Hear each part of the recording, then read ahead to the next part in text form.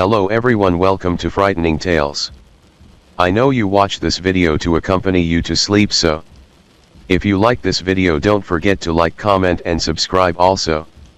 Don't forget to tell me where you are from and what time you watched this video. Let's jump straight into the story. It's a time of April 28, 2009.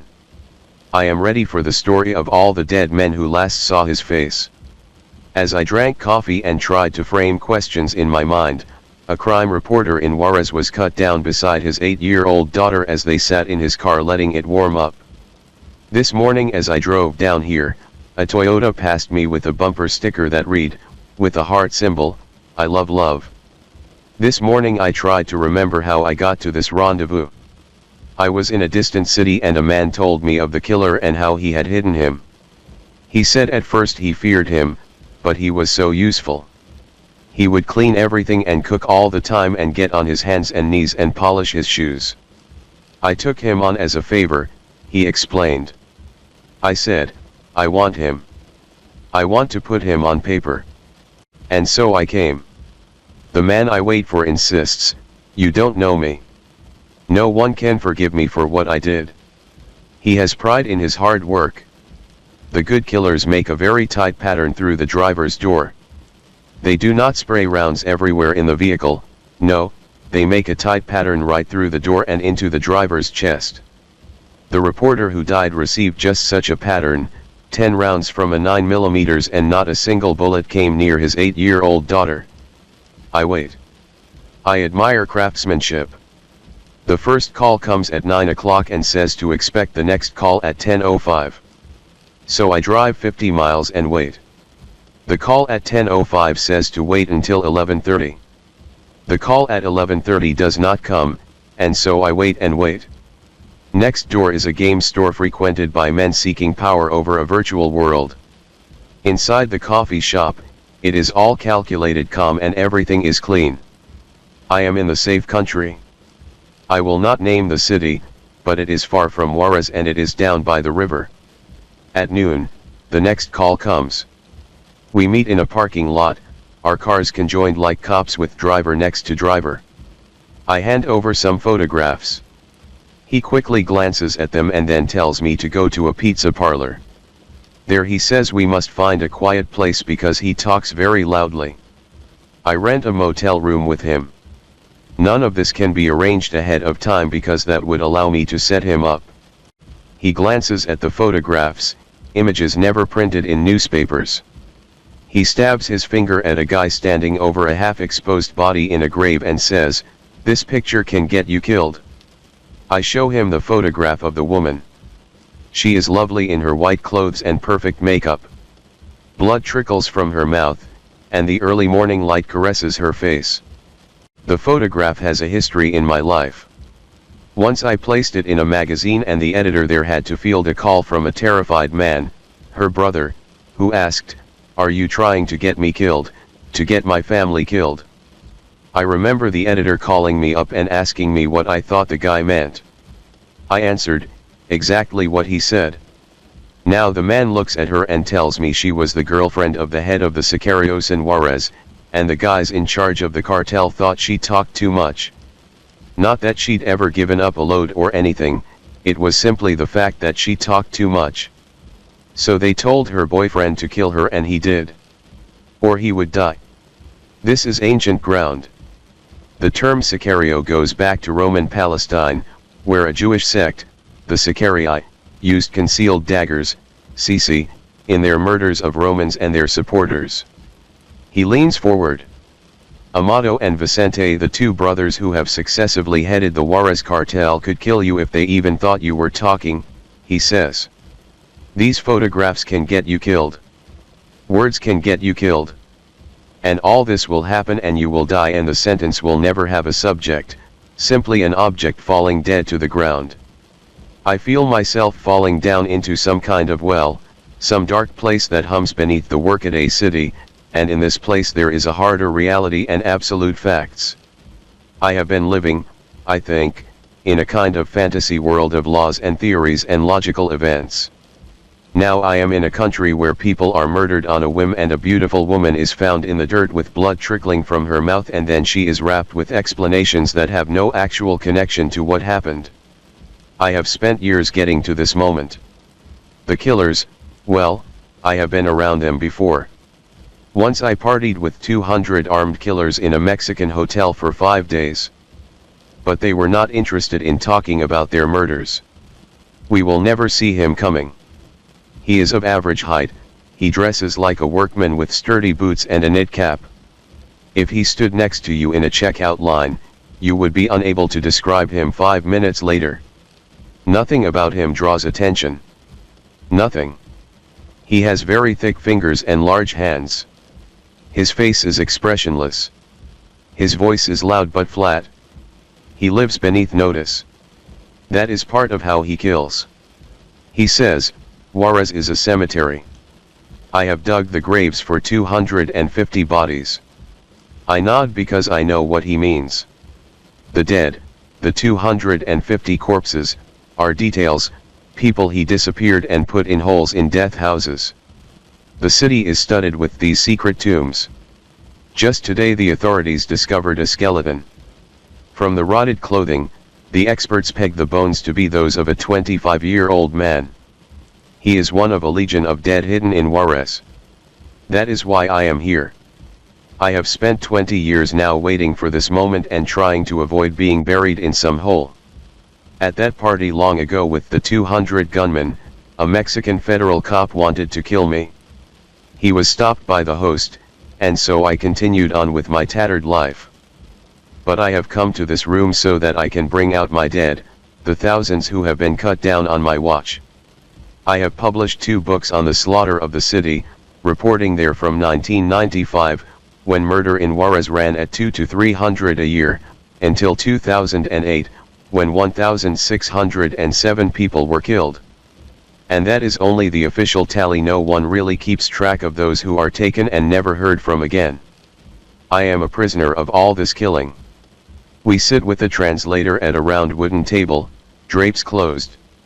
He says, everything I say stays in this room. I nod and continue making notes. That is how it begins. Nothing is to leave the room, even though I am making notes, and he knows I will publish what he says because I tell him that. We are entering a place neither of us knows. I can never repeat what he tells me even though I tell him I will repeat it. Nothing must leave the room even though he watches me write his words down in a black notebook. I do not even know his name, nor can I verify the particulars of what he tells me.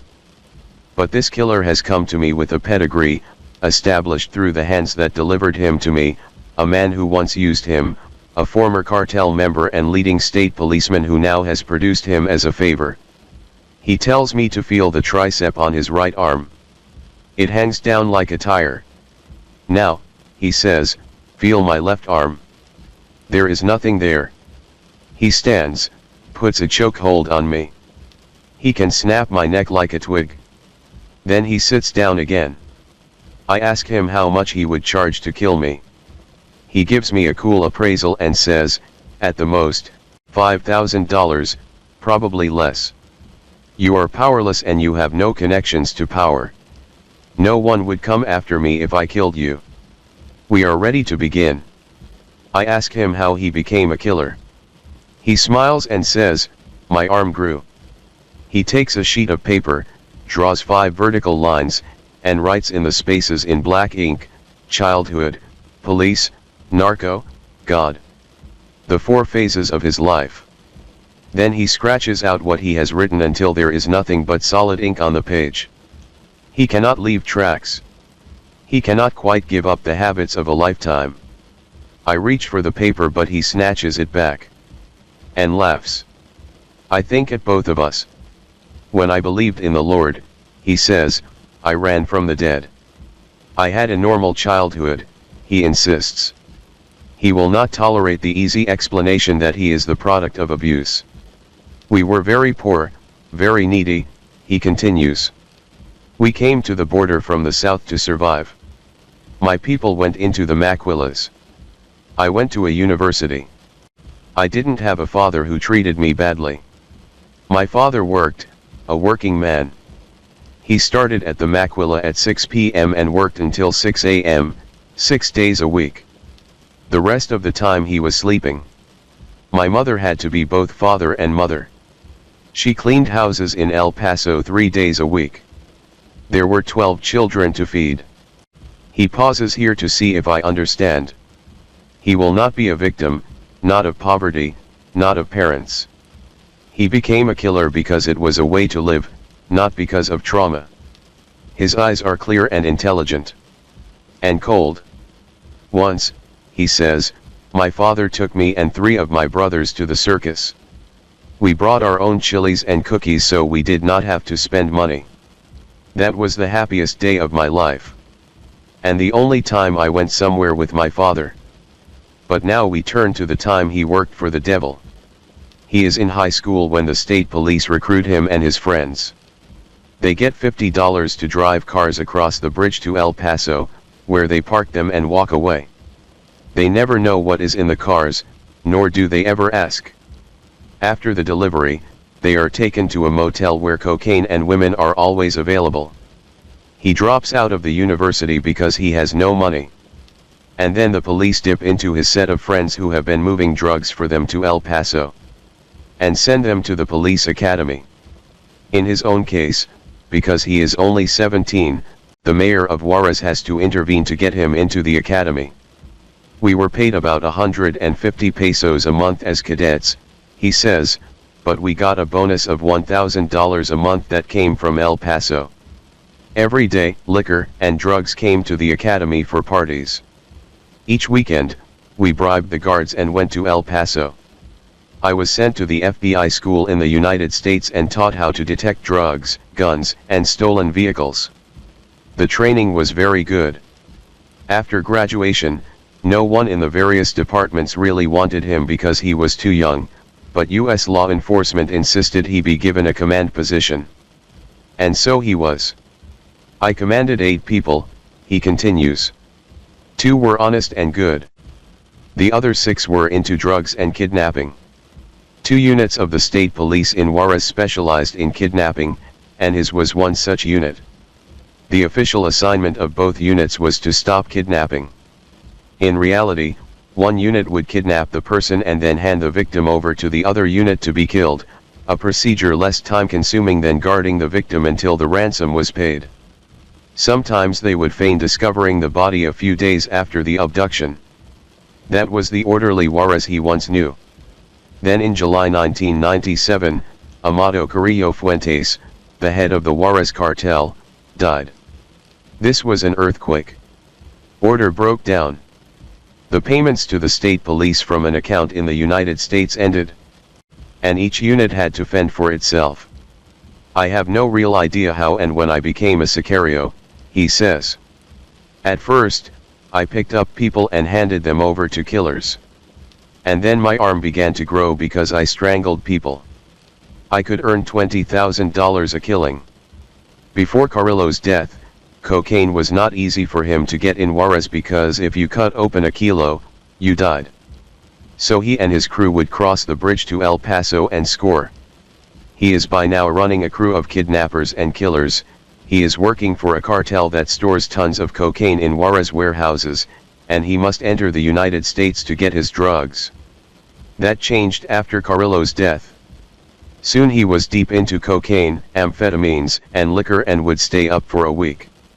He also acquired his skill set: strangulation, killing with a knife, killing with a gun, car-to-car barrages, torture, kidnapping, and simply disappearing people and burying them in holes. He mentions the case of Victor Manuel Oropeza, a doctor who wrote a column for the newspaper. He linked the police and the drug world.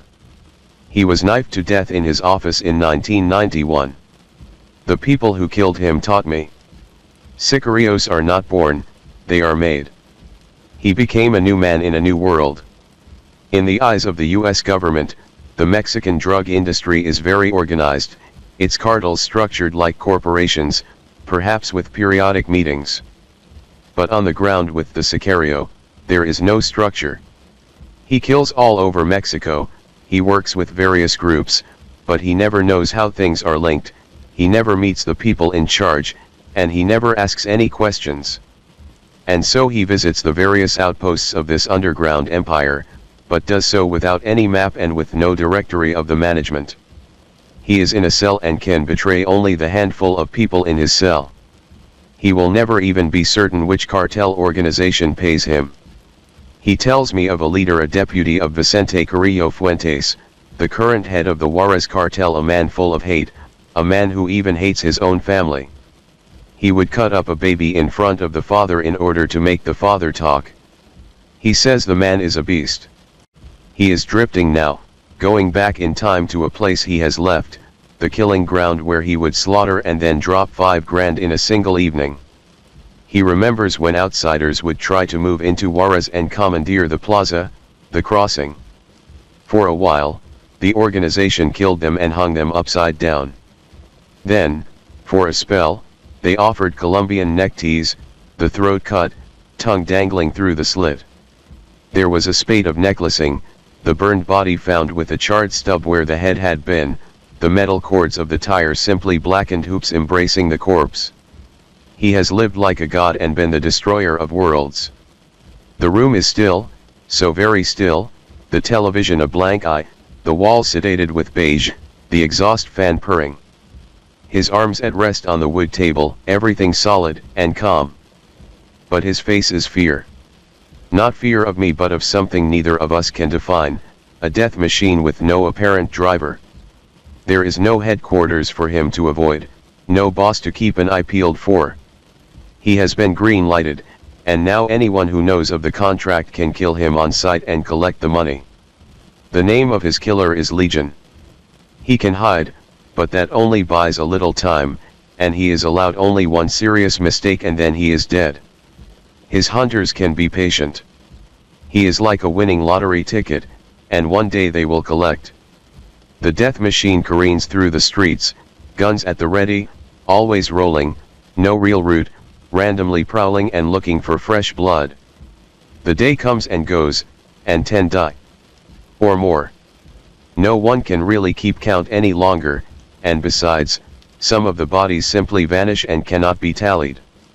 He stares at me. He says, "I want to talk about God."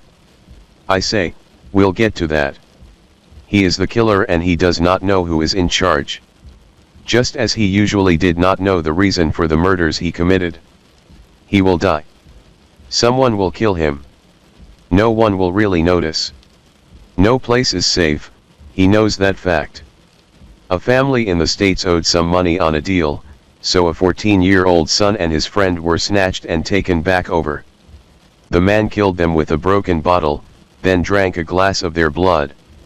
He knows things like that. Because of what he has done. He knows that crossing the bridge is easy because he has crossed it so many times. He knows all the searches and all the security claims at the border are a joke because he has moved with his weapons back and forth. He knows that everything has been penetrated, that nothing can be trusted, not even the solid feel of the wooden table.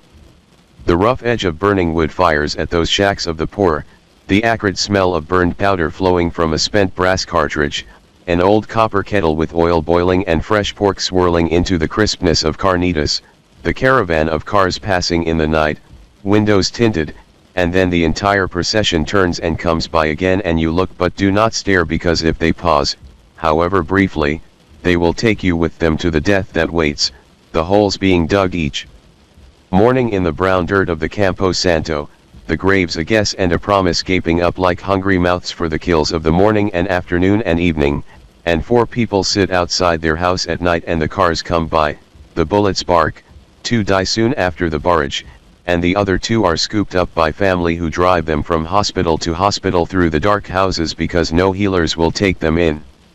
The killers have a way of following their prey into the emergency rooms in order to finish the work. His arms are on the wooden table as Juarez wafts across our faces, and we do not speak of this fact. I cannot explain the draw of the city that gives death but makes everyone feel life. Nor can he. So we do not speak but simply note this fact with our silence. We are both trying to return to some person we imagine we once were, the person before the killings, before the torture, before the fear. He wants to live without the power of life and death, and wonders if he can endure being without the money. I want to obliterate memory, to be in a world where I do not know of sicarios and think of dinner and not of fresh corpses decorating the calles.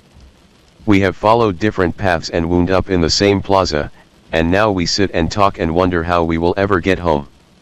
I crossed the river about 20 years ago. I can't be exact about the date because I am still not sure what crossing really means except that you never come back. I just know I crossed and now I stumble on some distant shore. It is like killing. I ask him, tell me about your first killing, and he says he can't remember, and I know that he is not telling the truth and I know that he is not lying. Sometimes you cannot reach it. You open that drawer, and your hand is paralyzed and you cannot reach it. It is right in front of you but still you cannot reach it, and so you say you don't remember. He has a green pen, a notebook. He has printouts from the internet, mainly things about me. He has spent 10 hours researching me, he says. Like so many pilgrims, he is in the market for a witness who can understand his life. He has decided I will suffice. He is at ease now. Before, his body was hunched over, shoulders looming, those trained and talented hands. He wore a skull cap that hid his hair and he seldom smiled. Now he is a different person, a man who laughs, his body almost fluid, his eyes no longer dead black coals but beaming and dancing as he speaks. We are not monsters, he explains. We have education, we have feelings. I would leave torturing someone, go home and have dinner with my family, and then return. You shut off parts of your mind. It is a kind of work, you follow orders. For some time, his past life has been dead to him, something he shut off. But now it is back. He thinks God has sent me to convey his lessons to others. Like all of us, he wants his life to have meaning, and I am to write it down and send it out into the world. Of course, he must be careful. When he left the life 2 years ago, the organization put a $250,000 contract on his life. He does not know what the contract currently is, but it is unlikely to be lower. At the moment, God is protecting him and his family, he knows this, but still he must be careful. I don't do bad things anymore, he says, but I can't stop being careful. It is a habit I have. That's how I ensure security for myself. They killed me twice, you know. And he lifts his shirt to show me 2 groupings of bullet holes in his belly from separate times when he took rounds from an AK-47. I was in a coma for a while, he continues. I weighed 290 pounds when I went into the hospital, a narco hospital, and I shrank to 120 pounds. It was all a mistake. The organization believed he had leaked information on the killing of a newspaper columnist, but it turned out the actual informant had been the guy paid to tap phones. So he was killed and they apologized to me and paid for a month's vacation in Mazatlan with women, drugs, and liquor. I was about 24 then. He sips his coffee. He is ready to begin. He notes that when I asked him earlier about his first killing, he said he couldn't really remember because he used so much cocaine and drank so much alcohol back then. That was a lie. He remembers quite well. The first person I killed, well, we were state policemen doing a patrol, he says. They called my partner on his cell phone and told him the person we were looking for was in a mall. So we went and got him and put him in the car. 2 guys get in the car, identify the target, and leave. They are people paying for the murder. He and his partner use the police code for a homicide. When the number 39 is spoken, it means to kill the person. The guy they have picked up has lost 10 kilos of cocaine, drugs that belong to the other 2 men. His partner drives, and he gets in back with the victim. The target says that he gave the drugs to someone else. At that moment his partner says, 39, and so he instantly kills him. It was like automatic, he explains. They drive around for hours with the body and they drink. Finally, they go to an industrial park, pry off a manhole, and throw the body in the sewer. For his work, he gets an ounce of coke, a bottle of whiskey, and $1,000. They told me I had passed the test. I was 18. He checks into a hotel and does cocaine and drinks for 4 days. The state police didn't care if you were drunk. If you really wanted to be left alone, you gave the dispatcher 100 pesos and then they would not call you at all. After this baptism, he moves into kidnapping and enters a new world. Soon he is traveling all over Mexico. He is working for the police, but whenever an assignment comes up he simply gets leave. A few of the kidnappings he participates in are merely snatches for ransom. But hundreds of others have a different goal. They would say, "Take this guy. He lost 200 kilos of marijuana and didn't pay. I would pick him up in my police car, I would drop him off at a safe house. A few hours later, I would get a call that said there is a dead body to get rid of." This was at the start of my career, after I passed my test. For about 3 years I traveled all over Mexico. Once I even went to Quintana Roo. I always had an official police car. Sometimes we used planes, but usually we drove. We got through military checkpoints by showing an official document that said we were transporting a prisoner. The document would have a fake case number. He becomes a tour guide to an alternate Mexico, a place where citizens are transported from safe house to safe house without any records left for courts and agencies. When he arrives someplace, the person has already been kidnapped. He simply picks him up for shipment.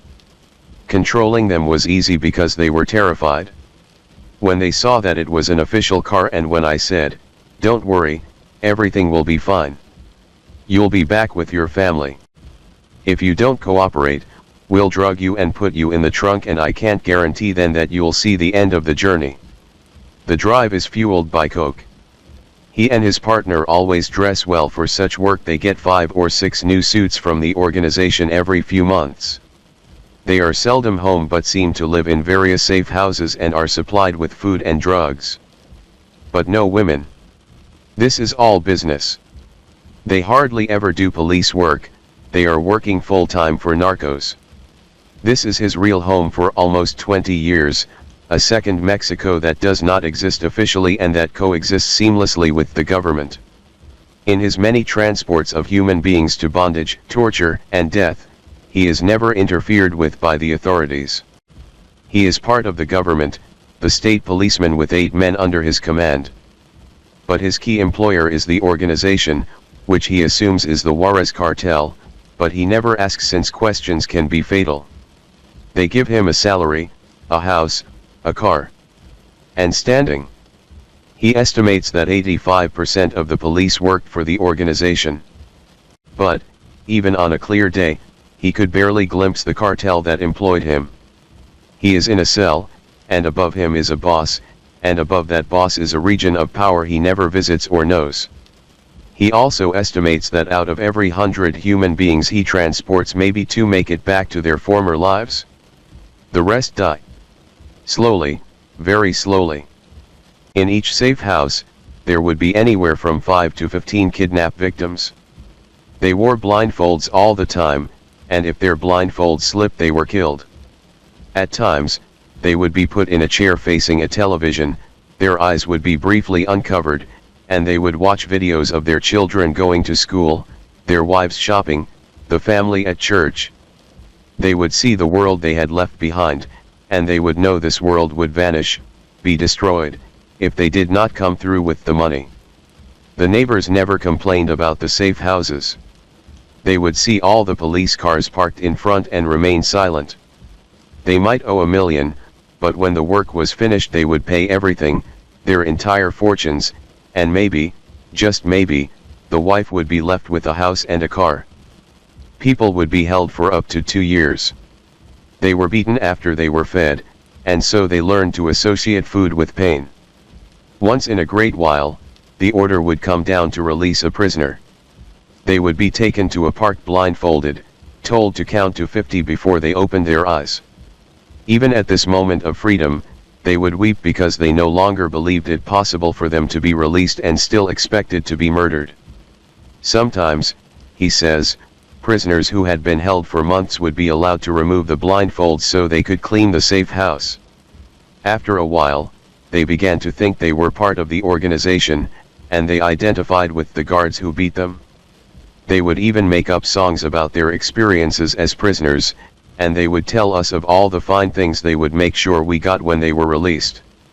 Sometimes after beating them badly, we would send their families videos of them and they would be pleading, saying, "Give them everything." And then the order would come down and they would be killed. Payment to the organization would always be made in a different city from where the prisoner was held. Everything in the organization was compartmentalized. Often he would stay in a safe house for weeks and never speak to a prisoner or know who they were. It did not matter. They were products and he was a worker following orders. No matter how much the family paid, the prisoner almost always died. When the family had been sucked dry of money, the prisoner had no value. And besides, he could betray the organization. So death was logical and inevitable. He pauses in his account. He wants it understood that he is now similar to the prisoners he tortured and killed. He is outside the organization, he is a threat to the organization, and everyone who is no longer of use to the boss dies. He is now the floating man remembering when he was firmly anchored in his world. I want it understood, he says, that I had feelings when I was in the torture houses and people would be lying in their vomit and blood. I was not permitted to help them. He is calm as he says this. He alternates between asserting his humanity and explaining how he maintained a professional demeanor while he kidnapped, tortured, and killed people. He says he is feared now because he believes in God. Then he says he could make a good grouping on the target with his AK-47 at 800 yards. He would practice at military bases and police academies. He could get in using his police badge. The work, he insists, is not for amateurs. Take torture, you must know just how far to go. Even if you intend to kill the person in the end, you must proceed carefully in order to get the necessary information. They are so afraid, he explains, they are usually cooperative. Sometimes when they realize what is going to happen to them, they become aggressive. Then you take their shoes away, soak their clothes, and put a hot wire to each foot for 15 seconds. Then they understand that you are in charge and that you are going to get the information. You can't beat them too much because then they become insensitive to pain. I have seen people beaten so badly that you could pull out their fingernails with pliers and they wouldn't feel it. You handcuff them behind their backs, sit them in a chair facing a 100-watt bulb, and you ask them questions about their jobs, number, and age of children, all things you have researched and know the answer to. Every time they lie, you give them a jolt from an electric cattle prod.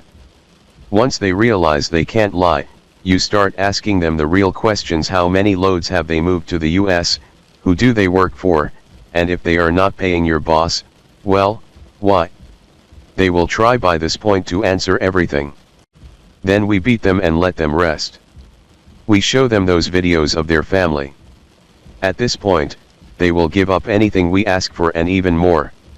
Now you have the advantage, and you use this new information to hit warehouses and steal loads, to round up other people they work with, and then you video their families and begin the process again. You know the families will not likely go to the police because they know the guy is in a bad business. But if they do tell the police, we instantly know because we work with the police. We're part of the anti-kidnapping unit. Sometimes the people kidnapped are killed instantly because, after we take their jewelry and cars, they are worthless. Such goods are divided up within the unit, among 5 to 8 people. The hardest thing is when you kill them because then you must dig a hole to bury them. There are 2 mistakes most people make. They don't pay whoever controls the plaza, the city. Or they dreamed of being bigger than the boss. But none of this really matters because he never asks why people are kidnapped, nor who they really are. They are simply product and he is simply a worker. Their screams are simply the background noise to the task at hand. Just as calming them or transporting them is simply part of the job. There is a second category of kidnapping, one he finds almost embarrassing.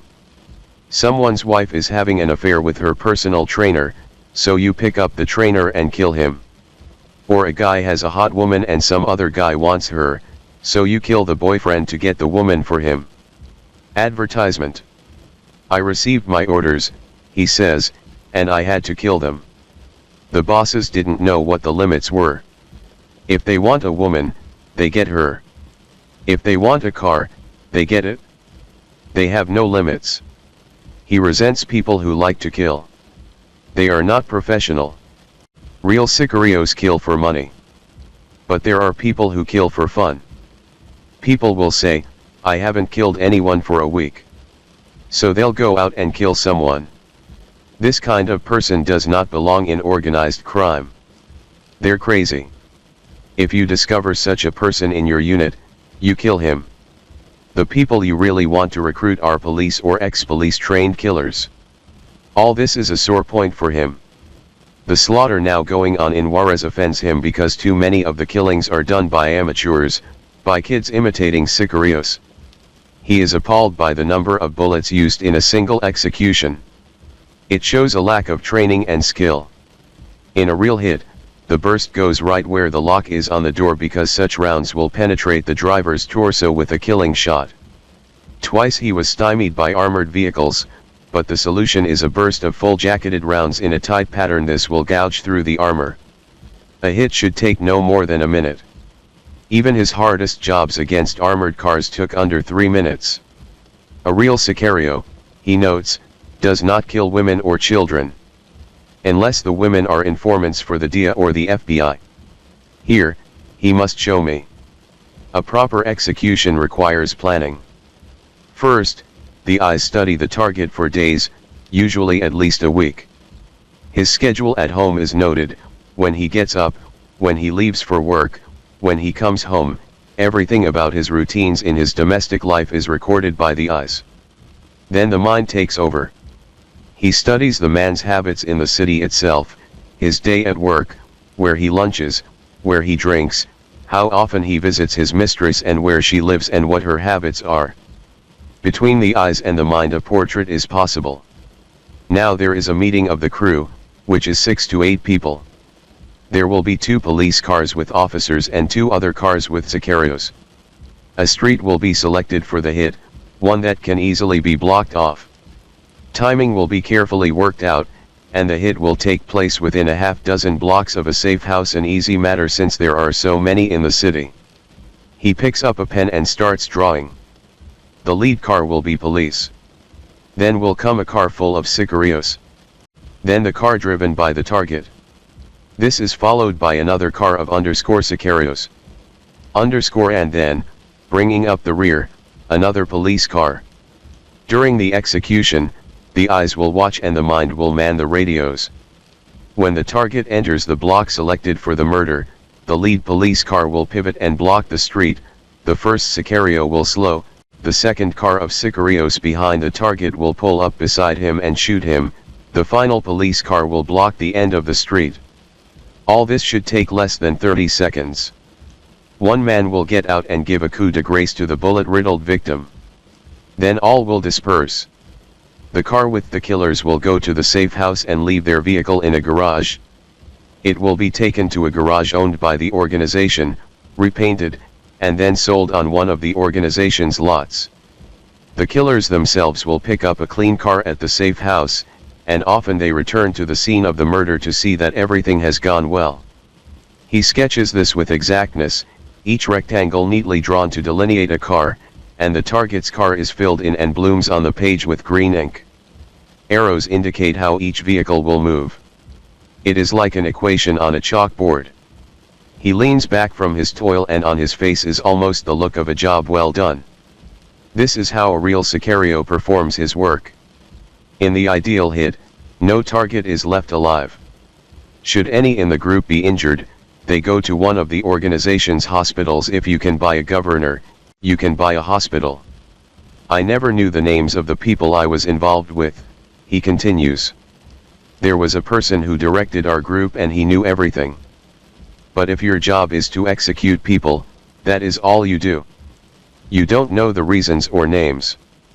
I would be in a safe house with the kidnapped for a month and never speak to them. Then, if I was told to kill them, I would. We would take them to the place where they would be killed, take off their clothes. We would kill them exactly the way we were ordered, a bullet to the neck, acid on the bodies. There would be cases where you would be killing someone, strangling them, and they would stop breathing, and you would get a call, don't kill them, and so you would have to know how to resuscitate them or we would be killed because the boss never makes a mistake. Everything is contained and sealed.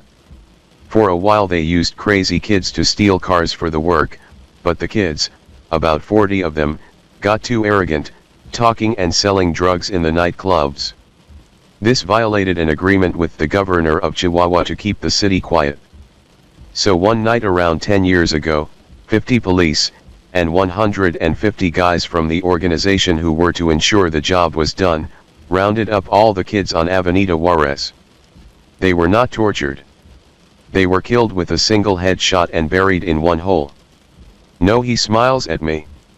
I will not tell you where that hole is. He has trouble remembering some things. I would get up in the morning and do a line, he explains, then have a glass of whiskey. Then I would go to lunch. I would never sleep more than a few hours, little naps. It is hard to sleep during a time of war. Even if my eyes were closed, I was alert. I slept with a loaded AK-47 on one side, a .38 on the other. The safeties were always off. Do I know of the death houses? He asks. It would take a book to do the death houses. After all, I know where 600 bodies are buried in safe houses in Juarez. There is one death house they have never revealed that I know has 56 bodies. Just as there is a rancho where the officials say they found 2 bodies, but I know that rancho has 32 corpses. If the police really investigated, they would find bodies. But obviously, you cannot trust the police. He especially wants to know what I know about the 2 death houses uncovered last winter. I say one had 9 bodies, the other 36. No, he insists, the second one had 38, 2 of them women. He carefully draws me the layout of the second death house. One of the women, he notes, was killed for speaking too much. The other was a mistake. These do happen, though the bosses never admit to it. But he keeps returning to the death house with the 38 bodies. It has memories for him. I remember standing on the quiet dirt street as the authorities made a show of digging up the dead. Half a mile away was a hospital where some machine-gunned people were taken that spring, but the killers followed and killed them in the emergency room. Shot their kinfolk in the waiting room also. The narcos, he wants me to understand, have informants in the DEA and the FBI. They work until they are useless. Then they are killed. As for those who inform to the FBI and DEA, they die ugly. He explains. They were brought handcuffed behind the back to the death house where they found 36 bodies, he rolls on. A t-shirt was soaked with gasoline and put on their backs, lit, and then after a while pulled from their backs. The skin came off with it. Both men made sounds like cattle being killed. They were injected with a drug so they would not lose consciousness. Then they put alcohol on their testicles and lit them. They jumped so high they were handcuffed, and still I never saw people jump so high. We are slipping now, all the masks have fallen to the floor. The veteran, the professional sicario, is walking me through a key assignment he completed. Their backs were like leather and did not bleed. They put plastic bags on their heads to smother them and then revived them with alcohol under their noses. All they ever said to us was, "We will see you in hell." This went on for 3 days. They smelled terrible because of the burns. They brought in a doctor to keep reviving them. They wanted them to live 1 more day. After a while they defecated blood. They shoved broomsticks up their asses. The second day a person came and told them, I warned you this was going to happen. They said, kill us. The guys lived 3 days. The doctor kept injecting them to keep them alive and he had to work hard. Eventually they died of the torture. They never asked God for help. They just kept saying, we will see you in hell. I buried them with their faces down and poured on a whole lot of lime. He is excited. It is all back. He can feel the shovel in his hand. He is calm now. He is revisiting this evil time, he says, simply for my benefit. He takes his various drawings how to do a hit, where some people were buried in a death house, looks at the green schematics he has created, and then slowly tears them into little squares until the torn heap can never be reconstructed. Until late 2006, he worked all over Mexico for different groups, and the various organizations generally got along. There were small moments, such as when others tried to take over Juarez and it was necessary to necklace them. But his life in the main was calm. So calm he did not need to know who he really worked for. I received orders from 2 people. They ran me. I never knew which cartel I worked for. Now there is Vicente Carrillo against Chapo Guzman, that is, Joaquin Guzman Lora, head of Mexico's largest cartel. But I never met any bosses, so when the war started around 2006, I did not know which one I did the killing for. And orders could cross from one group to another. I am living in a cell and I simply take orders. In 30 minutes in Juarez, 60 well-trained and heavily armed men can assemble in 30 cars and circulate as a show of force. Then, at my level, we began to get orders to kill each other. He is kidnapped but let go after an hour. This unsettles him, and he begins to think about escaping his life. But that is not a simple matter, since if you leave you are murdered. As the war escalates, he begins to distance himself from people he knows and works with. He tries to fade away. By this time, a third of the people he knows have been killed. They were seen as useless and then killed. He doesn't know the boss, he is still not even sure who his boss is. He drinks at home. The streets are too dangerous. New people arrive and he does not know them. He is not safe. So he flees. He confides in a friend, who betrays him. He pauses at this point. He knows he is guilty of a fatal error. He has violated a fundamental rule: you can be betrayed only by someone you trust. So you survive by trusting no one. Still, there is this shred of humanity in all of us, and in the end we feel the need to trust someone, to call someone friend, to share feelings with others. And this need is fatal.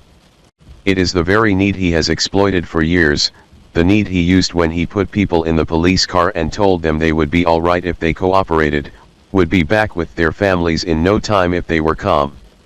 And by God, they did trust him and rode across Mexico, went through checkpoints and said nothing, never told a single soul they had been kidnapped. They would trust him as they were tortured in the safe houses. They would help mop the floors, clean up the vomit and blood. They would compose songs. They would trust him right up to that instant when he strangled them. So his friend gives him up. He is taken at 10 p.m., and this time he is held until 3 a.m. But something has changed within him. And some things have not changed. 4 men take him to a safe house. They remove all of his clothing but his shorts. They take pool balls in their hands and beat him. But he can tell they are amateurs. They do not even handcuff him, and this is disturbing to him. He is the captive of third-raters. As they beat him, he prays and prays and prays. He also laughs because he is appalled by their incompetence. They have not bound him and their blows do not disable him. He sizes them up and in his mind plans how he will kill them, 1, 2, 3, 4, just like that. And at the same moment, he is praying to God to help him so that he will not kill them, so that he can stop his life of murder. As he sits in the room, sipping coffee and recalling this moment, his face comes alive. He is passionate now. He is approaching the very moment of his salvation. Some people pretend to accept Christ, he says, but at that moment he could feel total acceptance fill his body. He could feel peace. They point rifles at him. He cannot stop laughing. I was afraid, he explains. I realized I would have to kill them all. 2 of the armed men left. One other guy went to the bathroom. He looks at the remaining captor. The guy says, I don't have a problem with you. Once, you told me to be careful or they would kill me. You did me a favor. So, I am praying to God, help me. I don't want to kill these people. And I know I can do it rapidly. The guy turns his back on me and says, get out, go. He opens the door and runs without his shoes or clothes. His face is stern now. He has come to the place, the very moment that has permitted him to recount the kidnappings, the tortures, the killings. He is selling, and what he is selling is God. He is believing, and what he believes based on his own life is that anyone can be redeemed. And that it is possible to leave the organization and survive. His thoughts are a jumble as he speaks. He is telling of his salvation, and yet he feels the tug of his killings. He feels the pride in being feared. Back at the beginning, when he first started with the state police, that was when Oropesa, the doctor and newspaper columnist, was killed. And Oropesa's killers, he now recalls, were his mentors, his teachers. He remembers that after the murder, the state government announced a big investigation to get the killers. And one of them, a fellow cop, stayed at his own police station until the noise quieted and the charade ended. He is excited now, he is living in his past. The only reason I am here is God saved me. I repented. After all these years I am talking to you. I am having to relieve things that are dead to me. I don't want to be part of this life. I don't want to know the news. You must write this so that other Sicarios know it is possible to leave. They must know God can help them. They are not monsters. They have been trained like special forces in the army. But they never realize they have been trained to serve the devil. Imagine being 19 and being able to call up a plane. I liked the power. I never realized until God talked to me that I could get out. Still, when God frees me, I remain a wolf. I can't become a lamb. I remain a terrible person, but now I have God on my side. He stares at me as I write in a black notebook. His body seems to loom over the table. This is the point in all stories where everyone discovers who they really are. He says, I have now relived something I should never have opened up. Are you the medium to reach others? I prayed to God asking what I should do. And you are the answer. You are going to write this story because God has a purpose in you writing this story. God has given you this mission. No one will understand this story except those who have been in the life. And God will tell you how to write this story. Then we embrace and pray. I can feel his hand on my shoulder probing, seeking the power of the Lord in me. I have my work to do now. And so we go our separate ways. In the parking lot he moves with ease, in a state of grace. The sun blazes, the sky aches blue. Life feels good. His eyes relax and he laughs. And then I see him memorize my license plate in a quick and practiced glance.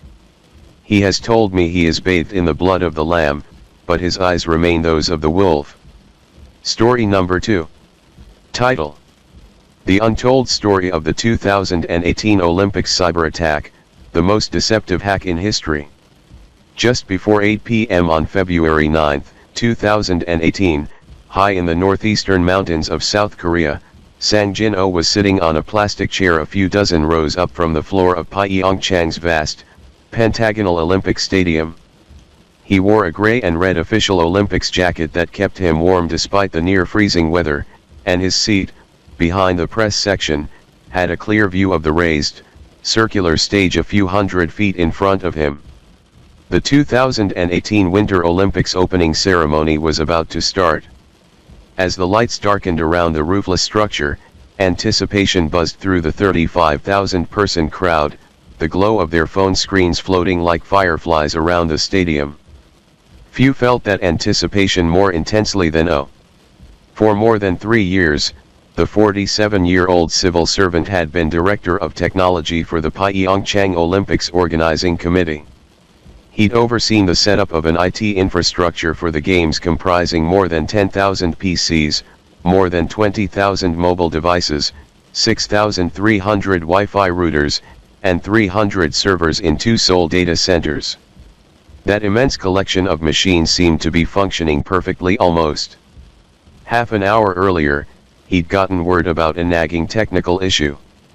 The source of that problem was a contractor, an IT firm from which the Olympics were renting another 100 servers. The contractor's glitches had been a long-term headache. O's response had been annoyance. Even now, with the entire world watching, the company was still working out its bugs. The data centers in Seoul, however, weren't reporting any such problems, and O's team believed the issues with the contractor were manageable. He didn't yet know that they were already preventing some attendees from printing tickets that would let them enter the stadium. So he'd settled into his seat, ready to watch a highlight of his career unfold. 10 seconds before 8 p.m., numbers began to form, one by one, in projected light around the stage, as a choir of children's voices counted down in Korean to the start of the event. Sip. Gu. Pal. Cheel. In the middle of the countdown, O's Samsung Galaxy Note 8 phone abruptly lit up. He looked down to see a message from a subordinate on Kakao Talk, a popular Korean messaging app. The message shared perhaps the worst possible news O could have received at that exact moment. Something was shutting down every domain controller in the Seoul data centers, the servers that formed the backbone of the Olympics IT infrastructure. As the opening ceremony got underway, thousands of fireworks exploded around the stadium on cue, and dozens of massive puppets and Korean dancers entered the stage. O saw none of it. He was texting furiously with his staff as they watched their entire IT setup go dark. He quickly realized that what the partner company had reported wasn't a mere glitch. It had been the first sign of an unfolding attack. He needed to get to his technology operations center. As O made his way out of the press section toward the exit, reporters around him had already begun complaining that the Wi-Fi seemed to have suddenly stopped working. Thousands of internet-linked TVs showing the ceremony around the stadium and in 12 other Olympic facilities had gone black. Every RFID-based security gate leading into every Olympic building was down. The Olympics official app, including its digital ticketing function, was broken too. When it reached out for data from back-end servers, they suddenly had none to offer. The Pyeongchang Organizing Committee had prepared for this. Its cybersecurity advisory group had met 20 times since 2015. They'd conducted drills as early as the summer of the previous year, simulating disasters like cyber attacks, fires, and earthquakes. But now that one of those nightmare scenarios was playing out in reality, the feeling, for O, was both infuriating and surreal. It's actually happened, O thought, as if to shake himself out of the sense that it was all a bad dream. Once O had made his way through the crowd, he ran to the stadium's exit, out into the cold night air, and across the parking lot, now joined by 2 other IT staffers. They jumped into a Hyundai SUV and began the 45-minute drive east, down through the mountains to the coastal city of Gangneung, where the Olympics Technology Operations Center was located. From the car, O called staffers at the stadium and told them to start distributing Wi-Fi hotspots to reporters and to tell security to check badges manually, because all RFID systems were down. But that was the least of their worries. O knew that in just over 2 hours the opening ceremony would end, and tens of thousands of athletes, visiting dignitaries, and spectators would find that they had no Wi-Fi connections and no access to the Olympics app, full of schedules, hotel information, and maps. The result would be a humiliating confusion. If they couldn't recover the servers by the next morning, the entire IT backend of the organizing committee responsible for everything from meals to hotel reservations to event ticketing would remain offline as the actual games got underway. and a kind of technological fiasco that had never before struck the Olympics would unfold in one of the world's most wired countries. O arrived at the Technology Operations Center in Gangneung by 9 p.m., halfway into the opening ceremony. The center consisted of a large open room with desks and computers for 150 staffers. One wall was covered with screens. When he walked in, many of those staffers were standing, clumped together, anxiously discussing how to respond to the attack, a problem compounded by the fact that they'd been locked out of many of their own basic services, like email and messaging. All 9 of the Olympic staff's domain controllers, the powerful machines that governed which employee could access which computers in the network, had somehow been paralyzed, crippling the entire system. The staff decided on a temporary workaround. They set all the surviving servers that powered some basic services, such as Wi-Fi and the internet-linked TVs, to bypass the dead gatekeeper machines. By doing so, they managed to bring those bare minimum systems back online just minutes before the end of the ceremony. Over the next 2 hours, as they attempted to rebuild the domain controllers to recreate a more long-term, secure network, the engineers would find again and again that the servers had been crippled. Some malicious presence in their systems remained, disrupting the machines faster than they could be rebuilt. O and his staff worked frantically to rebuild the Olympics' digital nervous system. A few minutes before midnight, O and his administrators reluctantly decided on a desperate measure. They would cut off their entire network from the internet in an attempt to isolate it from the saboteurs who they figured must still have maintained a presence inside. That meant taking down every service, even the Olympics' public website, while they worked to root out whatever malware infection was tearing apart their machines from within. For the rest of the night, O and his staff worked frantically to rebuild the Olympics' digital nervous system. By 5 a.m., a Korean security contractor, AHN Lab, had managed to create an antivirus signature that could help O's staff vaccinate the network's thousands of PCs and servers against the mysterious malware that had infected them, a malicious file that O says was named simply winlogon.exe. At 6:30 a.m., the Olympics administrators reset staffers' passwords in hopes of locking out whatever means of access the hackers might have stolen.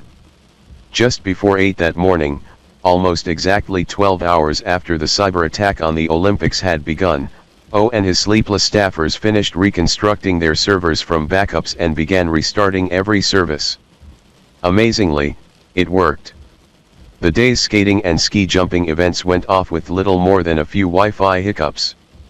R2-D2 style robots puttered around Olympic venues, vacuuming floors, delivering water bottles, and projecting weather reports. A Boston Globe reporter later called the games impeccably organized. One USA Today columnist wrote that it's possible no Olympic Games have ever had so many moving pieces all run on time. Thousands of athletes and millions of spectators remained blissfully unaware that the Olympics staff had spent its first night fighting off an invisible enemy that threatened to throw the entire event into chaos. Within hours of the attack, rumors began to trickle out into the cybersecurity community about the glitches that had marred the Olympics website, Wi-Fi, and apps during the opening ceremony. 2 days after the ceremony, the Pyeongchang Organizing Committee confirmed that it had indeed been the target of a cyber attack. But it refused to comment on who might have been behind it. O, who led the committee's response, has declined to discuss any possible source of the attack with Wired. The incident immediately became an international whodunit. Who would dare to hack the Olympics? The Pyeongchang cyber attack would turn out to be perhaps the most deceptive hacking operation in history, using the most sophisticated means ever seen to confound the forensic analysts searching for its culprit. The difficulty of proving the source of an attack, the so-called attribution problem, has plagued cybersecurity since practically the dawn of the Internet. Sophisticated hackers can route their connections through circuitous proxies and blind alleys, making it almost impossible to follow their tracks. Forensic analysts have nonetheless learned how to determine hackers' identities by other means, tying together clues in code, infrastructure connections, and political motivations. In the past few years, however, state-sponsored cyberspies and saboteurs have increasingly experimented with another trick: planting false flags. Those evolving acts of deception, designed to throw off both security analysts and the public, have given rise to fraudulent narratives about hackers' identities that are difficult to dispel, even after governments announce the official findings of their intelligence agencies. It doesn't help that those official findings often arrive weeks or months later, with the most convincing evidence redacted to preserve secret investigative techniques and sources. When North Korean hackers breached Sony Pictures in 2014 to prevent the release of the Kim Jong-un assassination comedy The Interview, for instance, they invented a hacktivist group called Guardians of Peace and tried to throw off investigators with a vague demand for monetary compensation. Even after the FBI officially named North Korea as the culprit and the White House imposed new sanctions against the Kim regime as punishment, several security firms continued to argue that the attack must have been an inside job, a story picked up by numerous news outlets including Wired. When state-sponsored Russian hackers stole and leaked emails from the Democratic National Committee and Hillary Clinton's campaign in 2016, we now know that the Kremlin likewise created diversions and cover stories. It invented a lone Romanian hacker named Guccifer 2.0 to take credit for the hacks. It also spread the rumors that a murdered DNC staffer named Seth Rich had leaked the emails from inside the organization, and it distributed many of the stolen documents through a fake whistleblowing site called DC Leaks.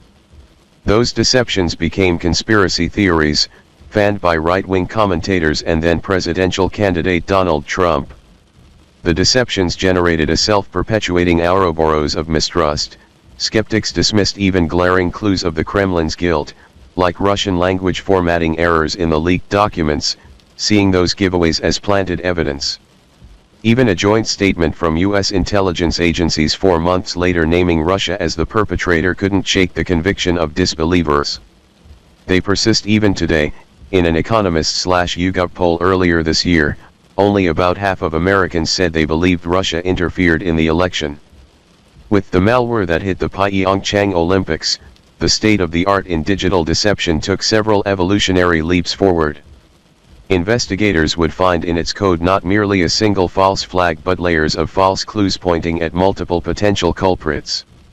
And some of those clues were hidden deeper than any cybersecurity analyst had ever seen before. From the start, the geopolitical motivations behind the Olympics sabotage were far from clear. The usual suspect for any cyber attack in South Korea is, of course, North Korea. The Hermit Kingdom has tormented its capitalist neighbors with military provocations and low-grade cyber war for years. In the run-up to the Olympics, analysts at the cybersecurity firm McAfee had warned that Korean-speaking hackers had targeted the Pyeongchang Olympic organizers with phishing emails and what appeared to be espionage malware. At the time, McAfee analysts hinted in a phone call with me that North Korea was likely behind the spying scheme. But there were contradictory signals on the public stage. As the Olympics began, the North seemed to be experimenting with a friendlier approach to geopolitics. The North Korean dictator, Kim Jong-un, had sent his sister as a diplomatic emissary to the Games and had invited South Korea's president, Moon Jae-in, to visit the North Korean capital of Pyongyang. The two countries had even taken the surprising step of combining their Olympic women's hockey teams in a show of friendship. Why would North Korea launch a disruptive cyber attack in the midst of that charm offensive? Then there was Russia. The Kremlin had its own motive for an attack on Pyeongchang. Investigations into doping by Russian athletes had led to a humiliating result. In advance of the 2018 Olympics, Russia was banned. Its athletes would be allowed to compete but not to wear Russian flags or accept medals on behalf of their country. For years in the lead-up to that verdict, a state-sponsored Russian hacker team known as Fancy Bear had been retaliating, stealing, and leaking data from Olympics-related targets. Russia's exile from the Games was exactly the sort of slight that might inspire the Kremlin to unleash a piece of disruptive malware against the opening ceremony. If the Russian government couldn't enjoy the Olympics, then no one would. If Russia had been trying to send a message with an attack on the Olympics servers, however, it was hardly a direct one. Days before the opening ceremony, it had preemptively denied any Olympics-targeted hacking. We know that Western media are planning pseudo-investigations on the theme of Russian fingerprints in hacking attacks on information resources related to the hosting of the Winter Olympic Games in the Republic of Korea, Russia's foreign ministry had told Reuters. Of course, no evidence will be presented to the world. In fact, there would be plenty of evidence vaguely hinting at Russia's responsibility. The problem, it would soon become clear, was that there seemed to be just as much evidence pointing in a tangle of other directions too. 3 days after the opening ceremony, Cisco's Talos security division revealed that it had obtained a copy of Olympics targeted malware and dissected it. Someone from the Olympics organizing committee or perhaps the Korean security firm AHN Lab had uploaded the code to VirusTotal, a common database of malware samples used by cybersecurity analysts, where Cisco's reverse engineers found it. The company published its findings in a blog post that would give that malware a name, Olympic Destroyer. In broad outline, Cisco's description of Olympic Destroyer's anatomy called to mind 2 previous Russian cyber attacks, NotPetya and Bad Rabbit. As with those earlier attacks, Olympic Destroyer used a password stealing tool, then combined those stolen passwords with remote access features in Windows that allowed it to spread among computers on a network. Finally, it used a data-destroying component to delete the boot configuration from infected machines before disabling all Windows services and shutting the computer down so that it couldn't be rebooted. Analysts at the security firm CrowdStrike would find other apparent Russian calling cards, elements that resembled a piece of Russian ransomware known as X-Data. Yet there seemed to be no clear code matches between Olympic Destroyer and the previous NotPetya or Bad Rabbit worms. Although it contained similar features, they had apparently been recreated from scratch or copied from elsewhere. The deeper analysts dug, the stranger the clues became. The data wiping portion of Olympic Destroyer shared characteristics with a sample of data deleting code that had been used not by Russia but by the North Korean hacker group known as Lazarus.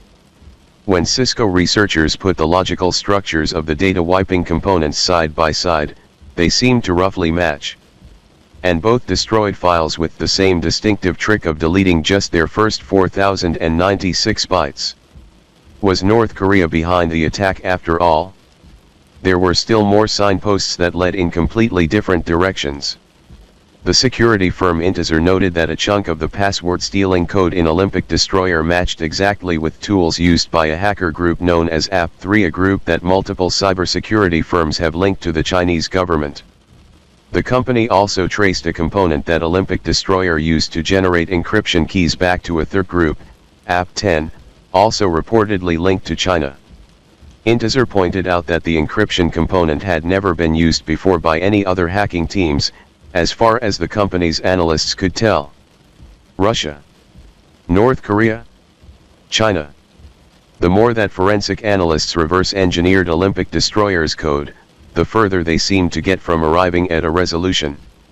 In fact, all those contradictory clues seemed designed not to lead analysts toward any single false answer but to a collection of them, undermining any particular conclusion. The mystery became an epistemological crisis that left researchers doubting themselves. It was psychological warfare on reverse engineers, says Silas Cutler, a security researcher who worked for CrowdStrike at the time. It hooked into all those things you do as a backup check, that make you think I know what this is. And it poisoned them. That self-doubt, just as much as the sabotage effects on the Olympics, seemed to have been the malware's true aim, says Craig Williams, a researcher at Cisco. Even as it accomplished its mission, it also sent a message to the security community, Williams says. You can be misled. The Olympics organizing committee, it turned out, wasn't Olympic Destroyer's only victim. According to the Russian security firm Kaspersky, the cyber attack also hit other targets with connections to the Olympics, including Atos, an IT services provider in France that had supported the event, and 2 ski resorts in Pyeongchang. One of those resorts had been infected seriously enough that its automated ski gates and ski lifts were temporarily paralyzed. In the days after the opening ceremony attack, Kaspersky's global research and analysis team obtained a copy of the Olympic destroyer malware from one of the ski resorts and began dusting it for fingerprints. But rather than focusing on the malware's code, as Cisco and Intezer had done, they looked at its header, a part of the file's metadata that includes clues about what sorts of programming tools were used to write it. Comparing that header with others in Kaspersky's vast database of malware samples, they found it perfectly matched the header of the North Korean Lazarus hackers' data-wiping malware, the same one Cisco had already pointed to as sharing traits with Olympic destroyer. The North Korean theory seemed to be confirmed. But one senior Kaspersky researcher named Igor Sumenkov decided to go a step further. Sumenkov, a hacker prodigy who'd been recruited to Kaspersky's research team as a teenager years earlier, had a uniquely deep knowledge of file headers, and he decided to double-check his colleagues' findings. A tall, soft-spoken engineer, Sumenkov had a habit of arriving at work late in the morning and staying at Kaspersky's headquarters well after dark, a partially nocturnal schedule that he kept to avoid Moscow traffic. One night, as his co-workers headed home, he pored over the code at a cubicle overlooking the city's jammed Leningradskoye highway. By the end of that night, the traffic had thinned, he was virtually alone in the office, and he had determined that the header metadata didn't actually match other clues in the Olympic destroyer code itself. The malware hadn't been written with the programming tools that the header implied. The metadata had been forged. This was something different from all the other signs of misdirection that researchers had fixated on. The other red herrings in Olympic destroyer had been so vexing in part because there was no way to tell which clues were real and which were deceptions. But now, deep in the folds of false flags wrapped around the Olympic malware, Sumenkov had found one flag that was provably false. It was now clear that someone had tried to make the malware look North Korean and failed due to a slip-up. It was only through Kaspersky's fastidious triple-checking that it came to light. It was psychological warfare on reverse engineers. A few months later, I sat down with Sumenkov in a Kaspersky conference room in Moscow. Over an hour-long briefing, he explained in perfect English and with the clarity of a computer science professor how he'd defeated the attempted deception deep in Olympic destroyer's metadata. I summarized what he seemed to have laid out for me. The Olympics attack clearly wasn't the work of North Korea. It didn't look like them at all, Sumenkov agreed. And it certainly wasn't Chinese, I suggested, despite the more transparent false code hidden in Olympic destroyer that fooled some researchers early on. Chinese code is very recognizable, and this looks different, Sumenkov agreed again. Michael Mattinus was working from his home, a 400-square-foot basement apartment in the Washington, D.C., neighborhood of Capitol Hill, when he first began to pull at the threads that would unravel Olympic destroyer's mystery. The 28-year-old, a former anarchist punk-turned-security researcher with a controlled mass of curly black hair, had only recently moved to the city from upstate New York, and he still didn't have a desk at the Reston, Virginia, office of FireEye, the security and private intelligence firm that employed him.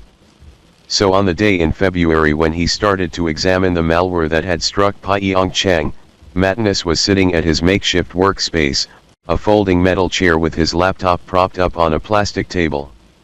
On a whim, Mattinus decided to try a different approach from much of the rest of the perplexed security industry. He didn't search for clues in the malware's code. Instead, in the days after the attack, Mattinus looked at a far more mundane element of the operation, a fake, malware-laced Word document that had served as the first step in the nearly disastrous opening ceremony sabotage campaign. The document, which appeared to contain a list of VIP delegates to the games, had likely been emailed to Olympics staff as an attachment. If anyone opened that attachment, it would run a malicious macro script that planted a backdoor on their PC, offering the Olympics hackers their first foothold on the target network. When Mattinus pulled the infected document from VirusTotal, the malware repository where it had been uploaded by incident responders, he saw that the bait had likely been sent to Olympics staff in late November 2017, more than 2 months before the games began. The hackers had laid in wait for months before triggering their logic bomb. Matinus began combing VirusTotal and FireEye's historical collection of malware, looking for matches to that code sample. On a first scan, he found none. But Matinus did notice that a few dozen malware-infected documents from the archives corresponded to his file's rough characteristics. They similarly carried embedded word macros and, like the Olympics targeted file, had been built to launch a certain common set of hacking tools called PowerShell Empire. The malicious word macro traps, however, looked very different from one another, with their own unique layers of obfuscation. Over the next 2 days, Matinus searched for patterns in that obfuscation that might serve as a clue.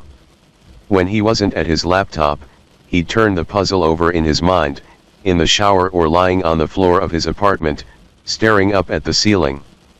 Finally, he found a telling pattern in the malware specimen's encoding. Matinus declined to share with me the details of this discovery for fear of tipping off the hackers to their tell. But he could see that, like teenage punks who all pin just the right obscure band's buttons to their jackets and style their hair in the same shapes, the attempt to make the encoded files look unique had instead made one set of them a distinctly recognizable group. He soon deduced that the source of that signal in the noise was a common tool used to create each one of the booby-trapped documents. It was an open-source program, easily found online, called Malicious Macro Generator. Finally, I asked the glaring question, if not China, and not North Korea, then who? It seemed that the conclusion of that process of elimination was practically sitting there in the conference room with us and yet couldn't be spoken aloud. For that question, I brought a nice game, Sumenkov said, affecting a kind of chipper tone. He pulled out a small black cloth bag and took out of it a set of dice. On each side of the small black cubes were written words like anonymous, cybercriminals, hacktivists, USA, China, Russia, Ukraine, cyberterrorists, Iran. Kaspersky, like many other security firms, has a strict policy of only pinning attacks on hackers using the firm's own system of nicknames, never naming the country or government behind a hacking incident or hacker group, the safest way to avoid the murky and often political pitfalls of attribution. But the so-called attribution dice that Sumenkov held in his hand, which I'd seen before at hacker conferences, represented the most cynical exaggeration of the attribution problem, that no cyber attack can ever truly be traced to its source, and anyone who tries is simply guessing. Matinus speculated that the hackers had chosen the program in order to blend in with a crowd of other malware authors, but it had ultimately had the opposite effect, setting them apart as a distinct set. Beyond their shared tools, the malware group was also tied together by the author names Matinus pulled from the file's metadata. Almost all had been written by someone named either AV, BD, or John. When he looked at the command and control servers that the malware connected back to the strings that would control the puppetry of any successful infections, all but a few of the IP addresses of those machines overlapped too. The fingerprints were hardly exact. But over the next days, he assembled a loose mesh of clues that added up to a solid net, tying the fake Word documents together. Only after he had established those hidden connections did Matinus go back to the Word documents that had served as the vehicles for each malware sample and begin to Google translate their contents, some written in Cyrillic. Among the files he'd tied to the Olympic destroyer bait, Matinus found 2 other bait documents from the collection that dated back to 2017 and seemed to target Ukrainian LGBT activist groups, using infected files that pretended to be a gay rights organization's strategy document and a map of a Kiev Pride parade. Others targeted Ukrainian companies and government agencies with a tainted copy of draft legislation. This, for Matinus, was ominously familiar territory. For more than 2 years, he and the rest of the security industry had watched Russia launch a series of destructive hacking operations against Ukraine, a relentless cyber war that accompanied Russia's invasion of the country after its pro-Western 2014 revolution. Even as that physical war had killed 13,000 people in Ukraine and displaced millions more, a Russian hacker group known as Sandworm had waged a full-blown cyber war against Ukraine as well. It had barraged Ukrainian companies, government agencies, railways, and airports with wave after wave of data-destroying intrusions, including 2 unprecedented breaches of Ukrainian power utilities in 2015 and 2016 that had caused blackouts for hundreds of thousands of people. Those attacks culminated in NotPetya, a worm that had spread rapidly beyond Ukraine's borders and ultimately inflicted $10 billion in damage on global networks, the most costly cyber attack in history. In Matinus' mind, all other suspects for the Olympics attack fell away. Matinus couldn't yet connect the attack to any particular hacker group, but only one country would have been targeting Ukraine, nearly a year before the Pyeongchang attack, using the same infrastructure it would later use to hack the Olympics organizing committee, and it wasn't China or North Korea. Strangely, other infected documents in the collection Matinus had unearthed seemed to target victims in the Russian business and real estate world. Had a team of Russian hackers been tasked with spying on some Russian oligarch on behalf of their intelligence taskmasters? Were they engaged in profit-focused cybercrime as a side gig? Regardless, Matinus felt that he was on his way to finally, definitively cutting through the Olympics cyber attacks' false flags to reveal its true origin, the Kremlin. After Matinus had made those first, thrilling connections between Olympic Destroyer and a very familiar set of Russian hacking victims, he sensed he had explored beyond the part of Olympic Destroyer that its creators had intended for researchers to see, that he was now peering behind its curtain of false flags. He wanted to find out how much further he could go toward uncovering those hackers' full identities. So he told his boss that he wouldn't be coming into the FireEye office for the foreseeable future. For the next 3 weeks, he barely left his bunker apartment. He worked on his laptop from the same folding chair, with his back to the only window in his home that allowed in sunlight, poring over every data point that might reveal the next cluster of the hackers' targets. A pre-internet era detective might start a rudimentary search for a person by consulting phone books. Matinus started digging into the online equivalent, the directory of the web's global network known as the Domain Name System. DNS servers translate human-readable domains like Facebook.com into the machine-readable IP addresses that describe the location of a networked computer that runs that site or service, like 69.63.176.13. Matinus began painstakingly checking every IP address his hackers had used as a command and control server in their campaign of malicious Word document phishing. He wanted to see what domains those IP addresses had hosted. Since those domain names can move from machine to machine, he also used a reverse lookup tool to flip the search, checking every name to see what other IP addresses had hosted it. He created a set of tree-like maps connecting dozens of IP addresses and domain names linked to the Olympics attack. And far down the branch of one tree, a string of characters lit up like neon in Matinus' mind: account-loginserv.com. A photographic memory can come in handy for an intelligence analyst.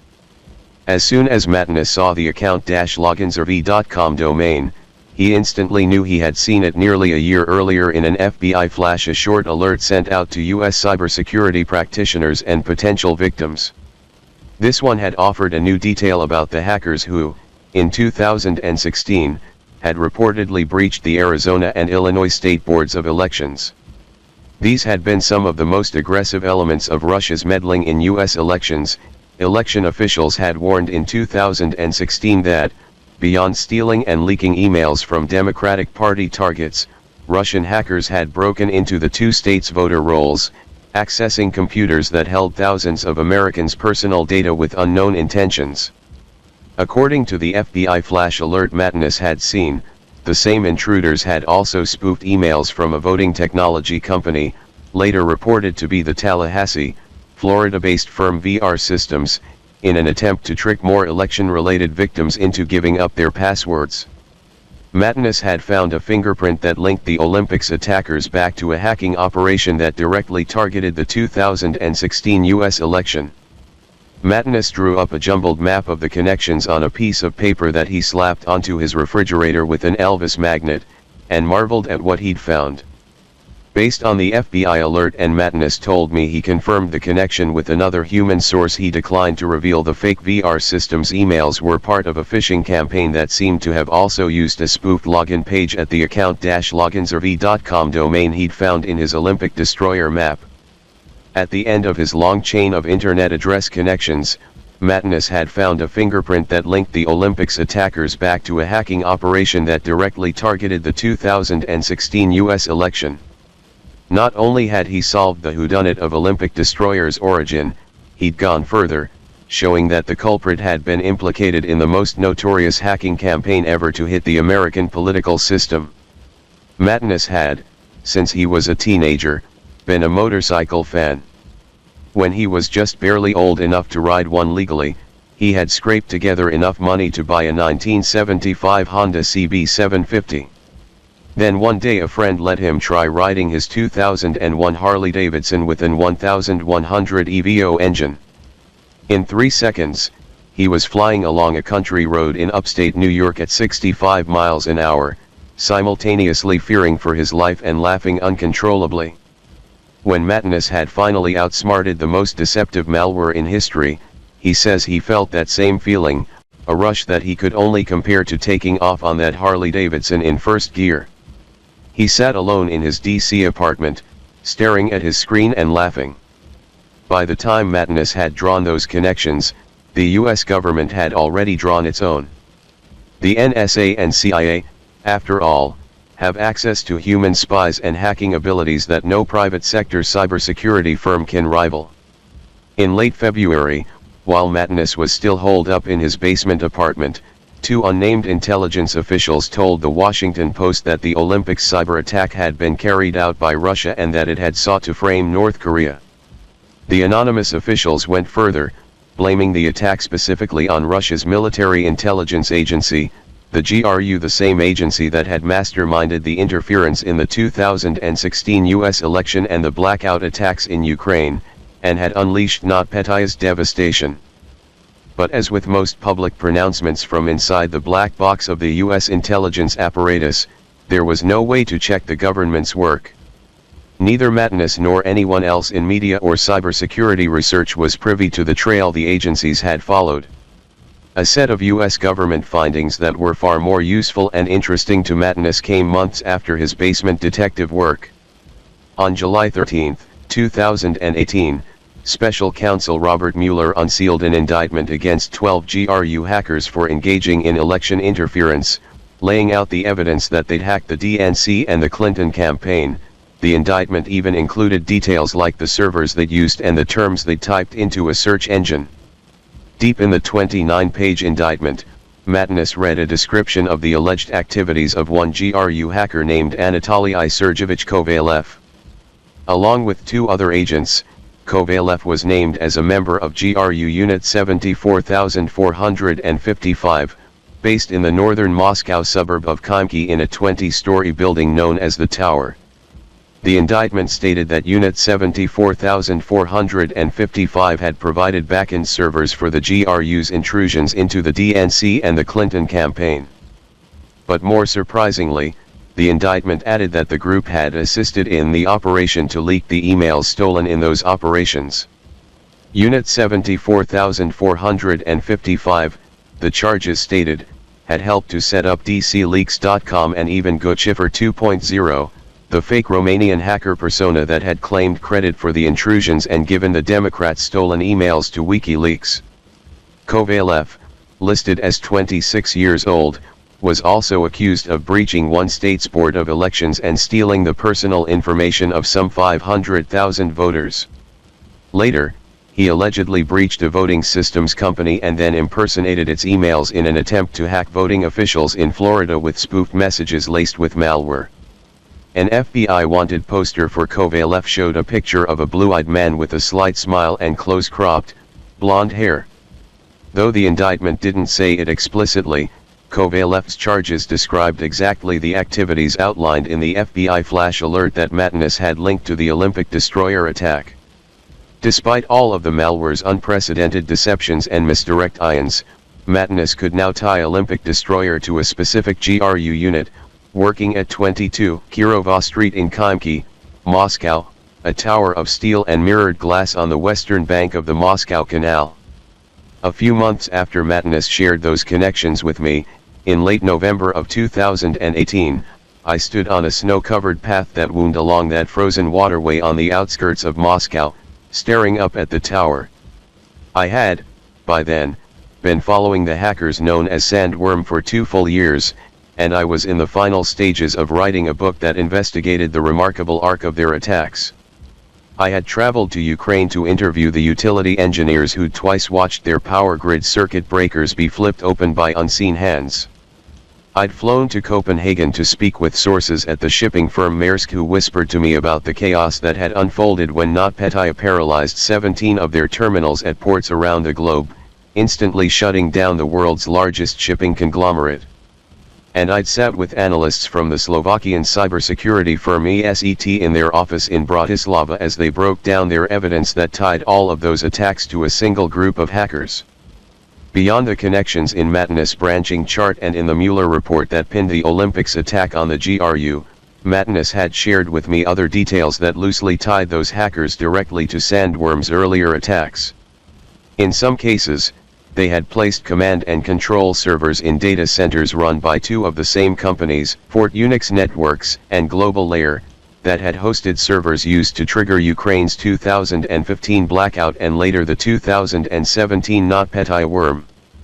Mattinus argued that those thin clues, on top of the vastly stronger case that all of those attacks were carried out by the GRU, suggested that Sandworm was, in fact, GRU Unit 74455, which would put them in the building looming over me that snowy day in Moscow. Standing there in the shadow of that opaque, reflective tower, I didn't know exactly what I hoped to accomplish. There was no guarantee that Sandworm's hackers were inside. They may have just as easily been split between that Khimki building and another GRU address named in the Mueller indictment, at 20 Komsomolsky Prospect, a building in central Moscow that I'd walked by that morning on my way to the train. The tower, of course, wasn't marked as a GRU facility. It was surrounded by an iron fence and surveillance cameras, with a sign at its gate that read Globnoye Upravilnye Obustroystvo Voisk roughly, General Directorate for the Arrangement of Troops. I guessed that if I dared ask the guard at that gate if I could speak with someone from GRU Unit 74455, I was likely to end up detained in a room where I would be asked hard questions by Russian government officials, rather than the other way around. This, I realized, might be the closest I had ever stood to Sandworm's hackers, and yet I could get no closer. A security guard appeared on the edge of the parking lot above me, looking out from within the tower's fence, whether watching me or taking a smoke break, I couldn't tell. It was time for me to leave. I walked north along the Moscow Canal, away from the tower, and through the hush of the neighborhood's snow-padded parks and pathways to the nearby train station. On the train back to the city center, I glimpsed the glass building one last time, from the other side of the frozen water, before it was swallowed up in the Moscow skyline. In early April of this year, I received an email via my Korean translator from Sang Jin-oh, the Korean official who led the response to Olympic destroyer on the ground in Pyeongchang. He repeated what he'd said all along, that he would never discuss who might be responsible for the Olympics attack. He also noted that he and I wouldn't speak again. He'd moved on to a position in South Korea's Blue House, the office of the president, and wasn't authorized to take interviews. But in our final phone conversation months earlier, Oh's voice had still smoldered with anger when he recalled the opening ceremony and the 12 hours he'd spent desperately working to avert disaster. It still makes me furious that, without any clear purpose, someone hacked this event, he'd said. It would have been a huge black mark on these games of peace. I can only hope that the international community can figure out a way that this will never happen again. Even now, Russia's attack on the Olympics still haunts cyberwar wonks. Russia's foreign ministry didn't respond to multiple requests for comment from Wired. Yes, the US government and the cybersecurity industry eventually solved the puzzle, after some initial false starts and confusion. But the attack set a new bar for deception, one that might still prove to have disastrous consequences when its tricks are repeated or evolve further, says Jason Healy, a cyber conflict-focused researcher at the Columbia School for International and Public Affairs. Olympic Destroyer was the first time someone used false flags of that kind of sophistication in a significant, national security relevant attack, Healy says. It's a harbinger of what the conflicts of the future might look like. If you can't imagine this with US and Russia, imagine it with India and Pakistan, or China and Taiwan, where a false flag provokes a much stronger response than intended. Healy, who worked in the George W. Bush White House as Director for Cyber Infrastructure Protection, says he has no doubt that U.S. intelligence agencies can see through deceptive clues that muddy attribution. He's more worried about other countries where a misattributed cyber attack could have lasting consequences. For the folks that can't afford CrowdStrike and FireEye, for the vast bulk of nations, attribution is still an issue, Healy says. If you can't imagine this with US and Russia, imagine it with India and Pakistan, or China and Taiwan, where a false flag provokes a much stronger response than even its authors intended, in a way that leaves the world looking very different afterwards.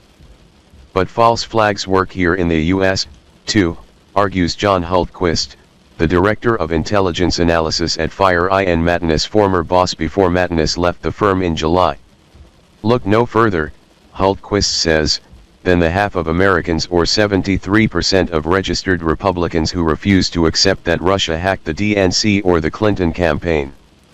As the 2020 election approaches, Olympic Destroyer shows that Russia has only advanced its deception techniques, graduating from flimsy cover stories to the most sophisticated planted digital fingerprints ever seen. And if they can fool even a few researchers or reporters, they can sow even more of the public confusion that misled the American electorate in 2016. The question is one of audience, Hultquist says. The problem is that the US government may never say a thing, and within 24 hours, the damage is done. The public was the audience in the first place. The GRU hackers known as Sandworm, meanwhile, are still out there. And Olympic Destroyer suggests they've been escalating not only their wanton acts of disruption but also their deception techniques. After years of crossing one red line after another, their next move is impossible to predict. But when those hackers do strike again, they may appear in a form we don't even recognize. Story number 3. Title: Cocaine Incorporated by Patrick Radinkeefe. One afternoon last August, at a hospital on the outskirts of Los Angeles, a former beauty queen named Emma Coronel gave birth to a pair of heiresses. The twins, who were delivered at 350 and 351, respectively, stand to inherit some share of a fortune that Forbes estimates is worth $1 billion. Coronel's husband, who was not present for the birth, is a legendary tycoon who overcame a penurious rural childhood to establish a wildly successful multinational business. If Coronel elected to leave the entry for father on the birth certificates blank, it was not because of any dispute over patrimony. More likely, she was just skittish about the fact that her husband, Joaquin Guzman, is the CEO of Mexico's Sinaloa cartel, a man the Treasury Department recently described as the world's most powerful drug trafficker.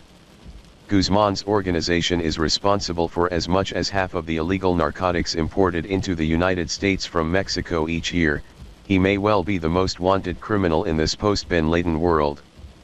But his bride is a U.S. citizen with no charges against her. So authorities could only watch as she bundled up her daughters and slipped back across the border to introduce them to their dad. Known as El Chapo for his short, stocky frame, Guzman is 55, which in narco years is about 150. He is a quasi-mythical figure in Mexico, the subject of countless ballads, who has outlived enemies and accomplices alike, defying the implicit bargain of a life in the drug trade, that careers are glittering but brief and always terminate in prison or the grave. When Pablo Escobar was Chapo's age, he had been dead for more than a decade. In fact, according to the Drug Enforcement Administration, Chapo sells more drugs today than Escobar did at the height of his career. To some extent, this success is easily explained, as Hillary Clinton acknowledged several years ago. America's insatiable demand for illegal drugs is what drives the clandestine industry. It's no accident that the world's biggest supplier of narcotics and the world's biggest consumer of narcotics just happen to be neighbors. Poor Mexico, its former president Porfirio Diaz is said to have remarked. So far from God and so close to the United States. The Sinaloa cartel can buy a kilo of cocaine in the highlands of Colombia or Peru for around $2,000, then watch it accrue value as it makes its way to market. In Mexico, that kilo fetches more than $10,000. Jump the border to the United States, and it could sell wholesale for $30,000. Break it down into grams to distribute retail, and that same kilo sells for upward of $100,000 more than its weight in gold. And that's just cocaine. Alone among the Mexican cartels, Sinaloa is both diversified and vertically integrated, producing and exporting marijuana, heroin and methamphetamine as well. Estimating the precise scale of Chapo's empire is tricky, however. Statistics on underground economies are inherently speculative, cartels don't make annual disclosures, and no auditor examines their books. Instead, we're left with back-of-the-envelope extrapolations based on conjectural data, much of it supplied by government agencies that may have bureaucratic incentives to overplay the problem. So in a spirit of empirical humility, we shouldn't accept as gospel the estimate, from the Justice Department, that Colombian and Mexican cartels reap $18 billion to $39 billion from drug sales in the United States each year. That range alone should give you pause. Still, even if you take the lowest available numbers, Sinaloa emerges as a titanic player in the global black market. In the sober reckoning of the Rand Corporation, for instance, the gross revenue that all Mexican cartels derive from exporting drugs to the United States amounts to only $6.6 billion. By most estimates, though, Sinaloa has achieved a market share of at least 40% and perhaps as much as 60%, which means that Chapo Guzman's organization would appear to enjoy annual revenues of some $3 billion comparable in terms of earnings to Netflix or, for that matter, to Facebook. The drug war in Mexico has claimed more than 50,000 lives since 2006. But what tends to get lost amid coverage of this epic bloodletting is just how effective the drug business has become.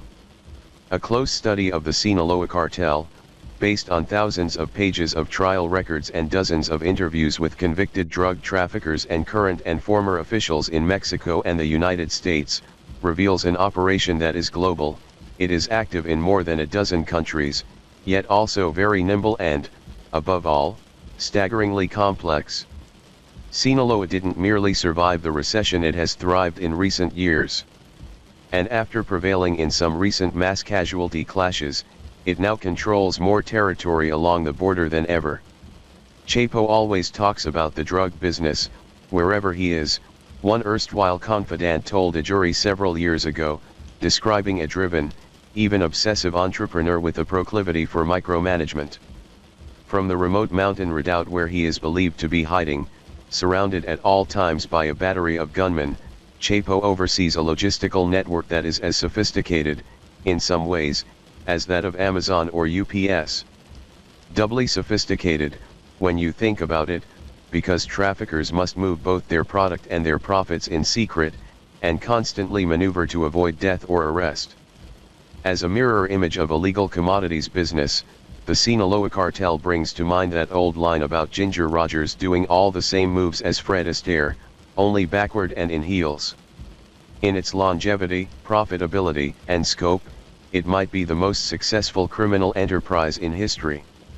The state of Sinaloa, from which the cartel derives its name, lies wedged between the Sierra Madre Occidental and Mexico's west coast.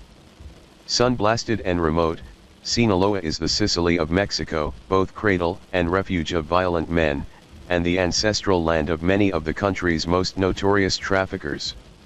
Chapo was born in a village called La Tuna, in the foothills of the Sierra, in 1957. His formal education ended in 3rd grade, and as an adult, he has reportedly struggled to read and write, prevailing upon a ghostwriter, at one point, to compose letters to his mistress. Little is known about Chapo's early years, but by the 1980s, he joined the Guadalajara cartel, which was run by a former policeman known as El Padrino the Godfather. For decades, Mexican smugglers had exported homegrown marijuana and heroin to the United States. But as the Colombian cocaine boom gathered momentum in the 1980s and U.S. law enforcement began patrolling the Caribbean, the Colombians went in search of an alternate route to the United States and discovered one in Mexico.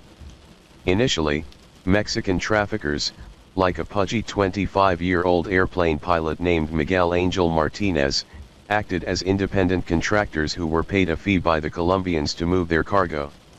In 1986, the Guadalajara cartel dispatched Martinez to the Colombian port of Barranquilla, in the hope that someone might commission him to fly drugs up to Mexico.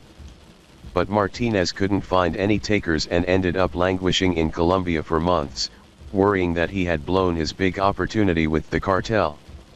Eventually, he caught a commercial flight back to Mexico, and shortly thereafter, he was summoned to a meeting with Chapo, who was by then an underboss in the cartel. "You were very well behaved in Colombia," Chapo told him, according to subsequent testimony. He seemed impressed by Martinez's patience in waiting for an assignment.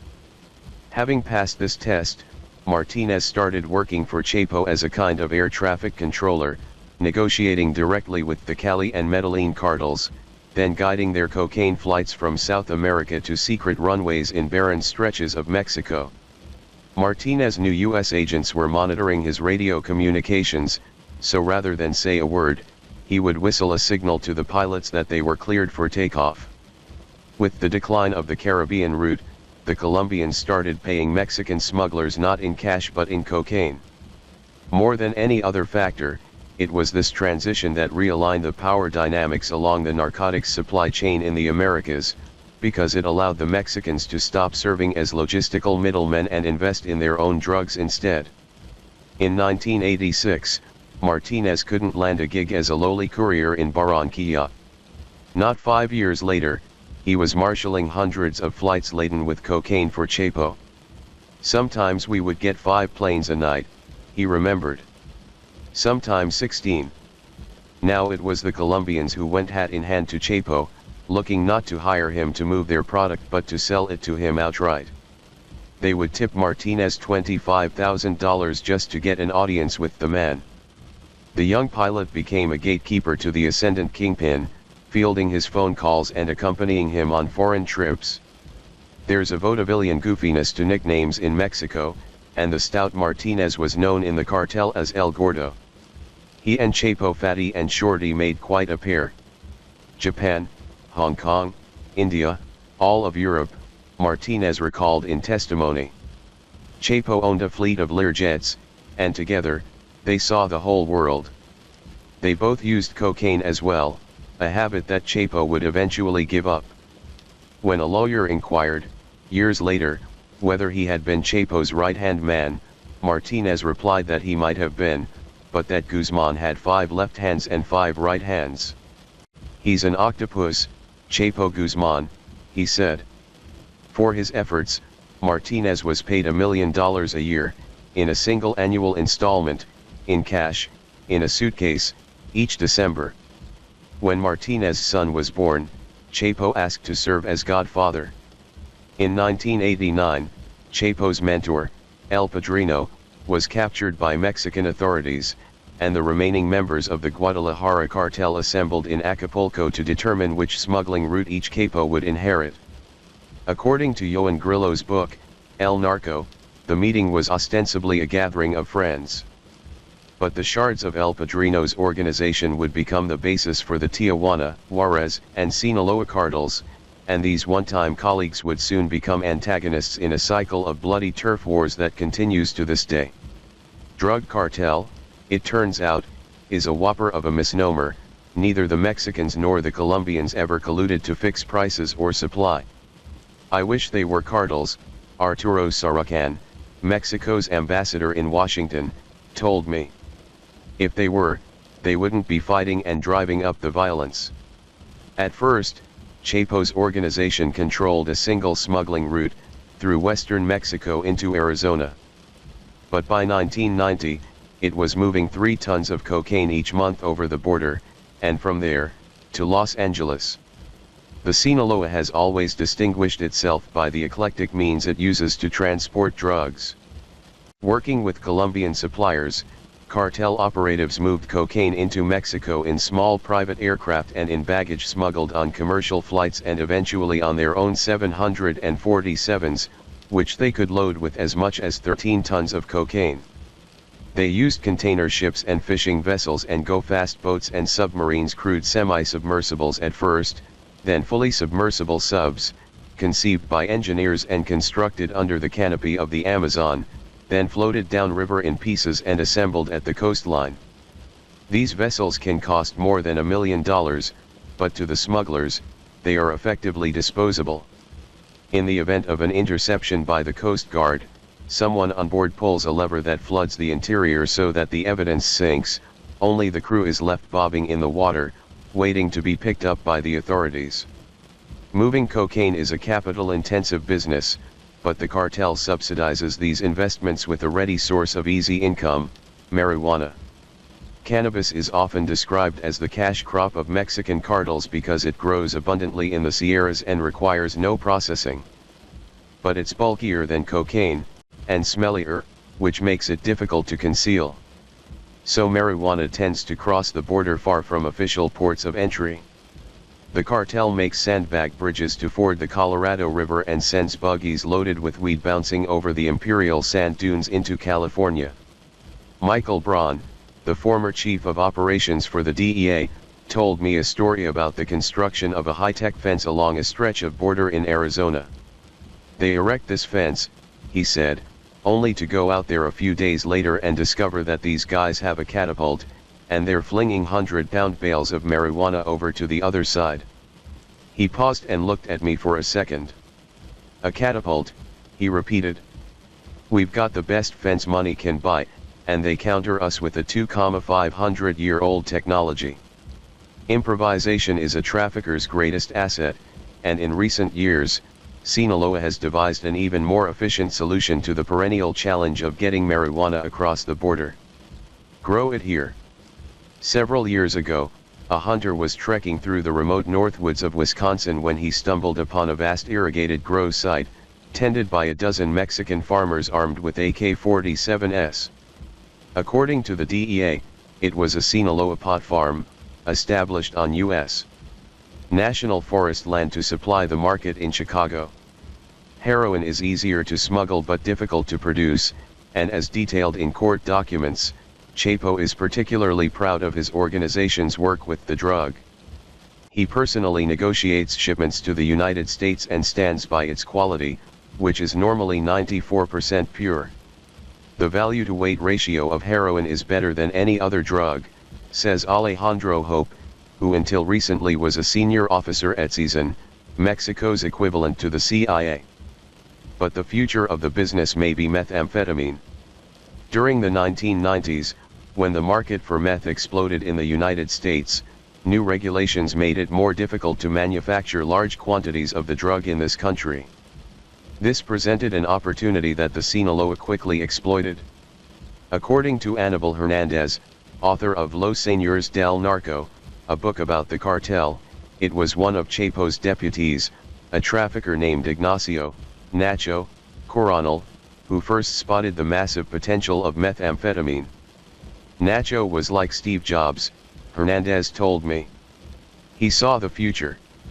Here was a drug that was ragingly addictive and could be produced cheaply and smuggled with relative ease. When they first started manufacturing meth, the Sinaloa would provide free samples to their existing wholesale clients in the Midwest. They'd send 500 pounds of marijuana, and secreted in that would be 2 kilos of meth, Jack Riley, the D.E.A.'s special agent in charge of the Chicago office, told me. They'd give it away for free.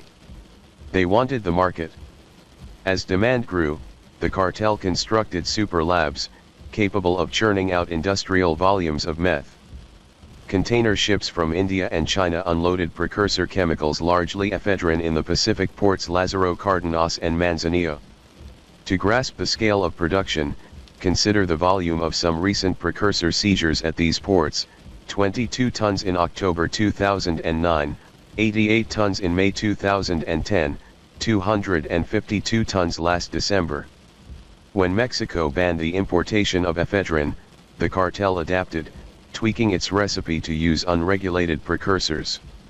Recently they have started outsourcing production to new labs in Guatemala. But Chapo's greatest contribution to the evolving tradecraft of drug trafficking was one of those innovations that seems so logical in hindsight it's a wonder nobody thought of it before: a tunnel.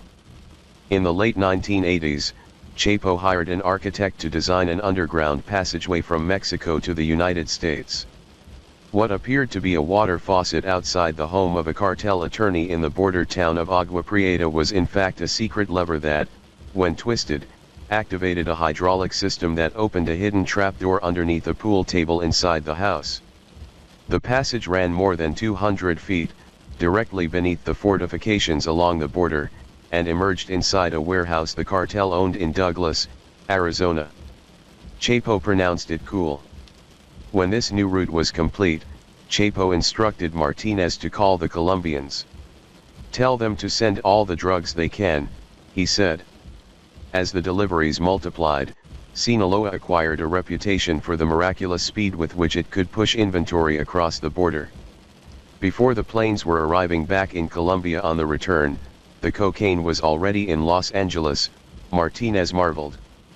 Eventually the tunnel was discovered, so Chapo shifted tactics once again, this time by going into the chili pepper business. He opened a cannery in Guadalajara and began producing thousands of cans stamped Comadre jalapenos, stuffing them with cocaine, then vacuum sealing them and shipping them to Mexican-owned grocery stores in California. He sent drugs in the refrigeration units of tractor trailers, in custom-made cavities in the bodies of cars and in truckloads of fish, which inspectors at a sweltering checkpoint might not want to detain for long. He sent drugs across the border on freight trains, to cartel warehouses in Los Angeles and Chicago, where rail spurs let the cars roll directly inside to unload. He sent drugs via FedEx. But that tunnel into Douglas remains Chapo's masterpiece, an emblem of his creative ingenuity. 20 years on, the cartels are still burrowing under the border. More than 100 tunnels have been discovered in the years since Chapo's first. They are often ventilated and air-conditioned, and some feature trolley lines stretching up to a half-mile to accommodate the tonnage in transit. You might suppose that a certain recklessness would be a prerequisite for anyone contemplating a career in the drug trade. But in reality, blue-chip traffickers tend to fixate, with neurotic intensity, on the concept of risk. The goal of these folks is not to sell drugs. Tony Placido, who was the top intelligence official at the DEA until he retired last year, told me. It's to earn a spendable profit and live to enjoy it. So the smart narcos are preoccupied with what Peter Reuter and Mark Kleiman once referred to, in a classic essay on the drug business, as the marginal imprisonment risk. In 2010, Chapo's old friend Ismael El Mayo Zambada, the number 2 man in the Sinaloa cartel, granted an interview to the Mexican magazine Preciso.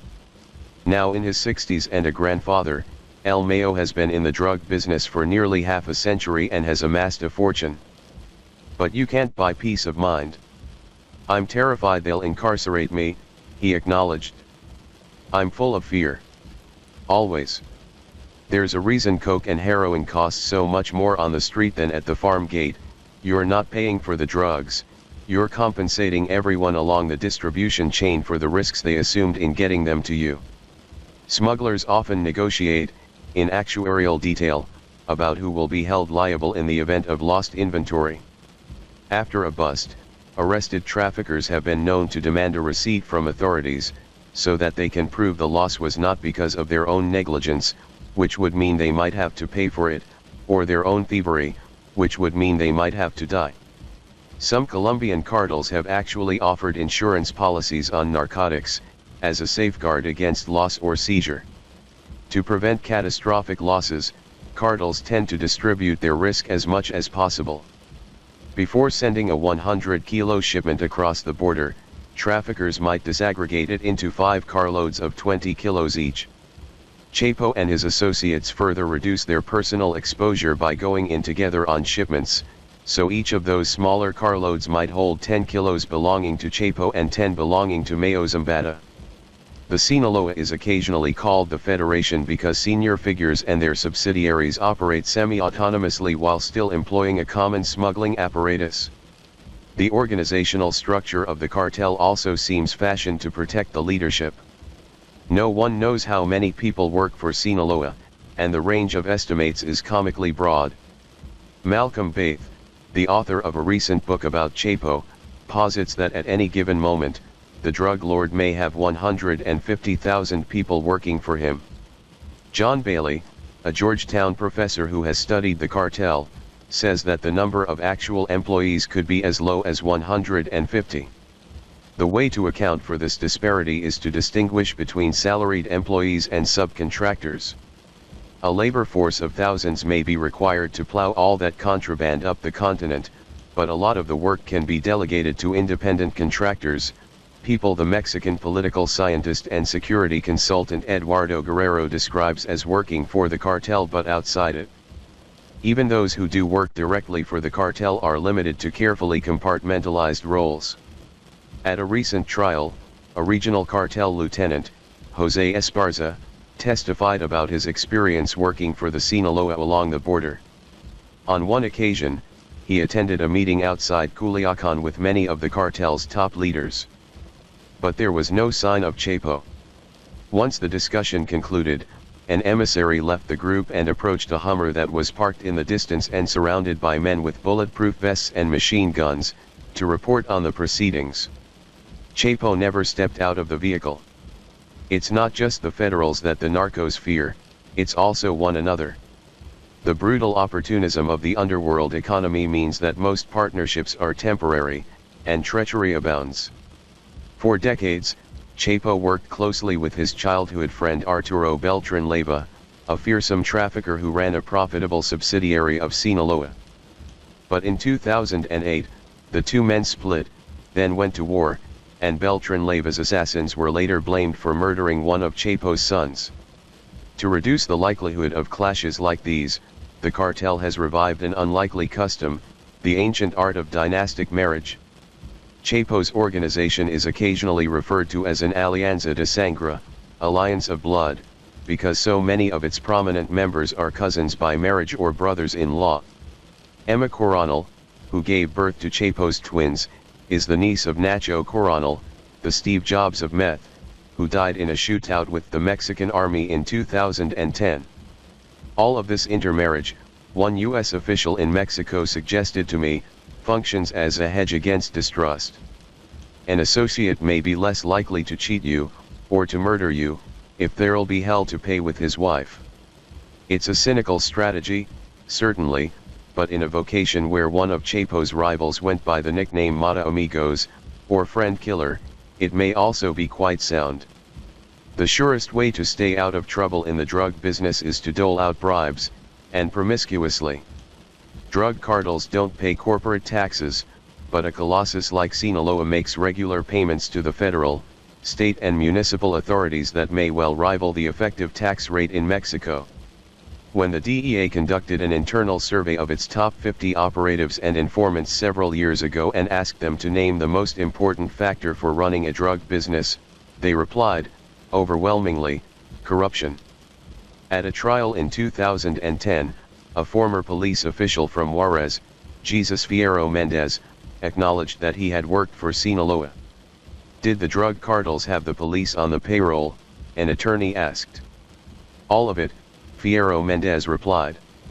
The cartel bribes mayors and prosecutors and governors, state police and federal police, the army, the navy and a host of senior officials at the national level. After an arrest for drug trafficking in the 1990s, Chapo was sentenced to 20 years and shipped to Puente Grande, a fortified prison in Jalisco that was Mexico's answer to a supermax. But during the 5 years he spent there, Chapo enjoyed prerogatives that make the prison sequence in Goodfellas look positively austere. With most of the facility on his payroll, he is said to have ordered his meals from a menu, conducted business by cell phone and orchestrated periodic visits by prostitutes, who would arrive aboard a prison truck driven by a guard.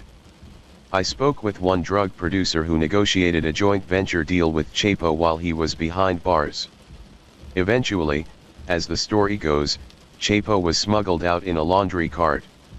According to Martinez's testimony, he paid more than $3 million to secure his release. Today, Chapo is a free man. Puente Grande's warden only recently completed a jail sentence for letting him go, and Mexicans call the prison Puerta Grande the Big Door. The tacit but unwavering tolerance that Mexican authorities have shown for the drug trade over the years has muddled the boundaries between outlaws and officials. When Miguel Angel Martinez was working for Chapo, he says, everyone in the organization had military and police identification. Daylight killings are sometimes carried out by men dressed in police uniforms, and it is not always clear, after the fact, whether the perpetrators were thugs masquerading as policemen or actual policemen providing paid assistance to the thugs. On those occasions when the government scores a big arrest, meanwhile, police and military officials pose for photos at the valedictory news conference brandishing assault weapons, their faces shrouded in ski masks, to shield their identities. In the trippy semiotics of the drug war, the cops dress like bandits, and the bandits dress like cops. When you tally it all up, bribery may be the single largest line item on a cartel's balance sheet. In 2008, President Felipe Calderón's own drug czar, No Ramirez, was charged with accepting $450,000 each month. Presumably, such gargantuan bribes to senior officials cascade down, securing the allegiance of their subordinates. You have to recruit the high commands, so they can issue the information to lower ranks and order whatever they want, the corrupt cop, Fierro Mendez, testified. But in key jurisdictions, the cartel most likely makes payments up and down the chain of command. In a 2010 speech, Genaro Garcia Luna, Mexico's Secretary of Public Security, speculated that together, the cartels spend more than $1 billion each year just to bribe the municipal police. It's not only officials who must be bribed, either. There are also the Falcons, an army of civilian lookouts who might receive $100 a month just to keep their eyes open and make a phone call if they notice an uptick in border inspections or a convoy of police. There are cities in Mexico where virtually every cab driver is on the payroll, Michael Braun, formerly of the DEA, said. They have eyes and ears everywhere. And then there are the Americans. Guards at the U.S. border have been known to wave a car through their checkpoints for a few $1,000s, and since 2004, there have been 138 convictions or indictments in corruption investigations involving members of the United States Customs and Border Protection. Paradoxically, one explanation for this state of affairs is the rapid expansion of border forces following the creation of the Department of Homeland Security. In their hurry to fortify the U.S. Mexico boundary with uniformed personnel, it seems, officials may have made allowances on background checks and screenings. In some instances, job offers have been extended to the immediate relatives of known traffickers. When corruption fails, there is always violence. During the 12 years that he worked for the cartel, Martinez claims that he did not carry a gun. But Sinaloa has risen to preeminence as much through savagery as through savvy. In illegal markets, the natural tendency is toward monopoly, so they fight each other. Antonio Mazzatelli, an official with the United Nations Office on Drugs and Crime in Mexico City, told me. How do they fight? Go to court? Offer better prices? No. They use violence. The primal horror of Mexico's murder epidemic makes it difficult, perhaps even distasteful, to construe the cartel's butchery as a rational advancement of coherent business aims.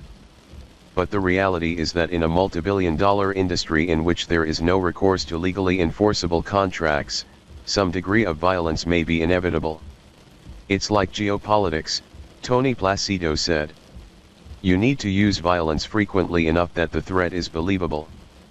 But overuse it, and it's bad for business.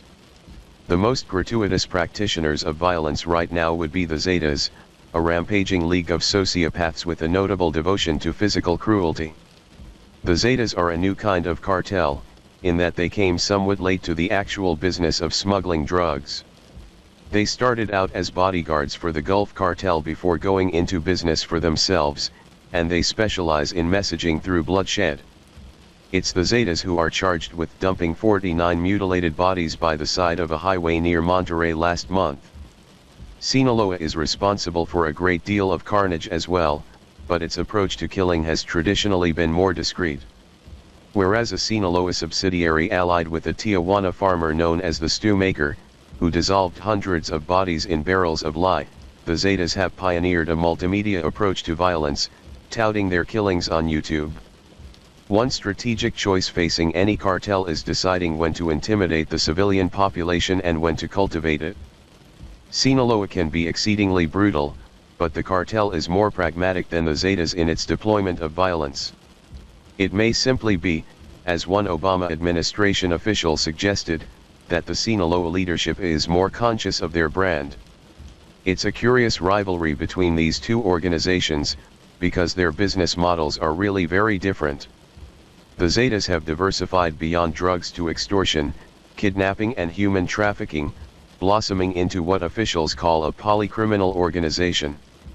Sinaloa, by contrast, has mostly tended to stick to its core competence of trafficking. According to one captured cartel member, Chapo specifically instructed his subordinates not to dabble in protection rackets and insisted that Sinaloa territory remain calm and controlled. Sinaloa does not do extortion directly, Eduardo Guerrero said.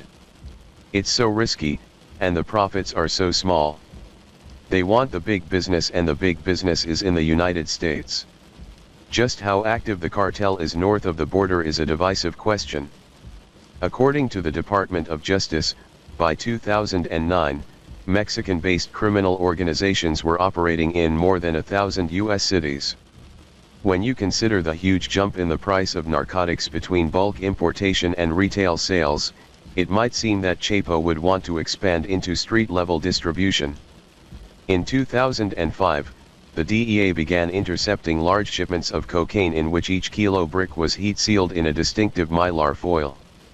They spotted the foil in Los Angeles first, then in Oklahoma, Chicago, Atlanta, and New Jersey.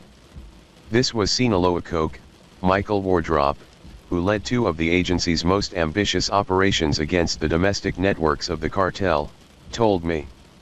As the telltale wrapping popped up across the country, Wardrop and his colleagues marveled at the sheer expanse of Sinaloa's market. It was like watching a virus in a petri dish, he said. It was constantly growing.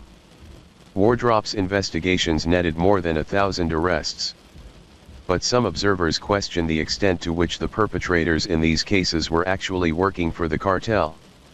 If you're telling me there's a straight chain of command back to El Chapo in Sinaloa, come on, that's absurd, the Mexican ambassador, Arturo Saracan, protested. Often, the gatekeepers and logistics men that the DEA arrested were indeed connected to handlers in Mexico. But this was more true of high-level importers dealing in kilos than run-of-the-mill retailers pushing grams.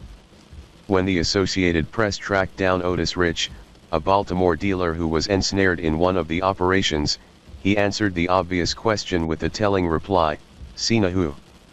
The fully integrated model would indeed maximize profits, John Bailey observes in a coming book about the cartels, but it also maximizes risk of exposure. A big reason for the markup at the retail level is that the sales force is so exposed out on the corner, a magnet for undercover cops, obliged to negotiate with a needy, unpredictable clientele. When you adjust for all that added risk, the windfall starts to seem less alluring. Like a liquor wholesaler who opts not to open a bar, Chapo appears to have decided that the profits associated with retail sales just aren't worth the hassle.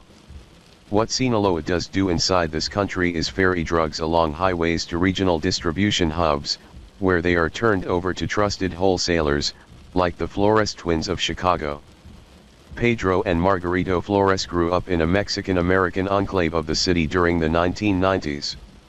Their father and an older brother had moved drugs for Sinaloa, and by the time the twins were in their 20s, they had gone into business as distributors, purchasing cocaine and heroin directly from Mexican cartels, then selling to dealers throughout the United States. Chicago, home of the Mercantile Exchange, has always been a hub from which legitimate goods fan out across the country, and it's no different for black market commodities. Chapo has used the city as a clearinghouse since the early 1990s, he once described it as his home port. In 2005, the Flores twins were flown to a mountaintop compound in Sinaloa to meet with Chapo Guzman. The kingpin is an intimidating interlocutor. One criminal who has negotiated with him face-to-face told me that Chapo tends to dominate a conversation, asking a lot of questions and compensating for his short stature by bouncing on the balls of his feet. But the meeting went well, and before long, the brothers were distributing around 2 tons of Sinaloa product each month. As preferred customers, they often took Chapo's drugs without putting any money down, then paid the cartel only after they sold the product. This might seem unlikely, given the pervasive distrust in the underworld, but the narcotics trade is based on a robust and surprisingly reliable system of credit. In a sense, a cartel like Sinaloa has no choice but to offer a financing option, because few wholesale buyers have the liquidity to pay cash upfront for a ton of cocaine.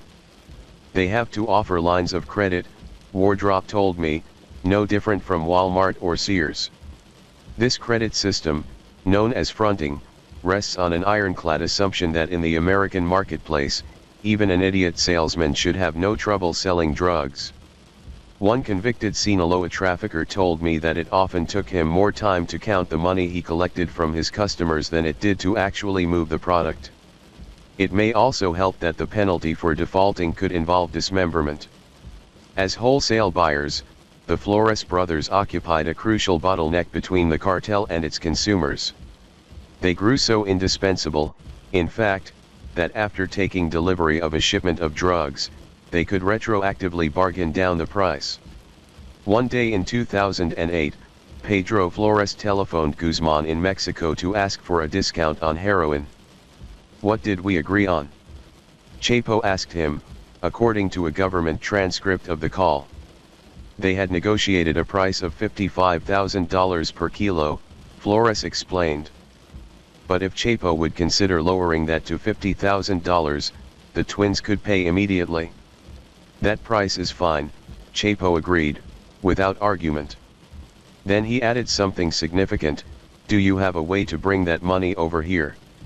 For the Sinaloa cartel, pushing product north into the United States is only half the logistical equation.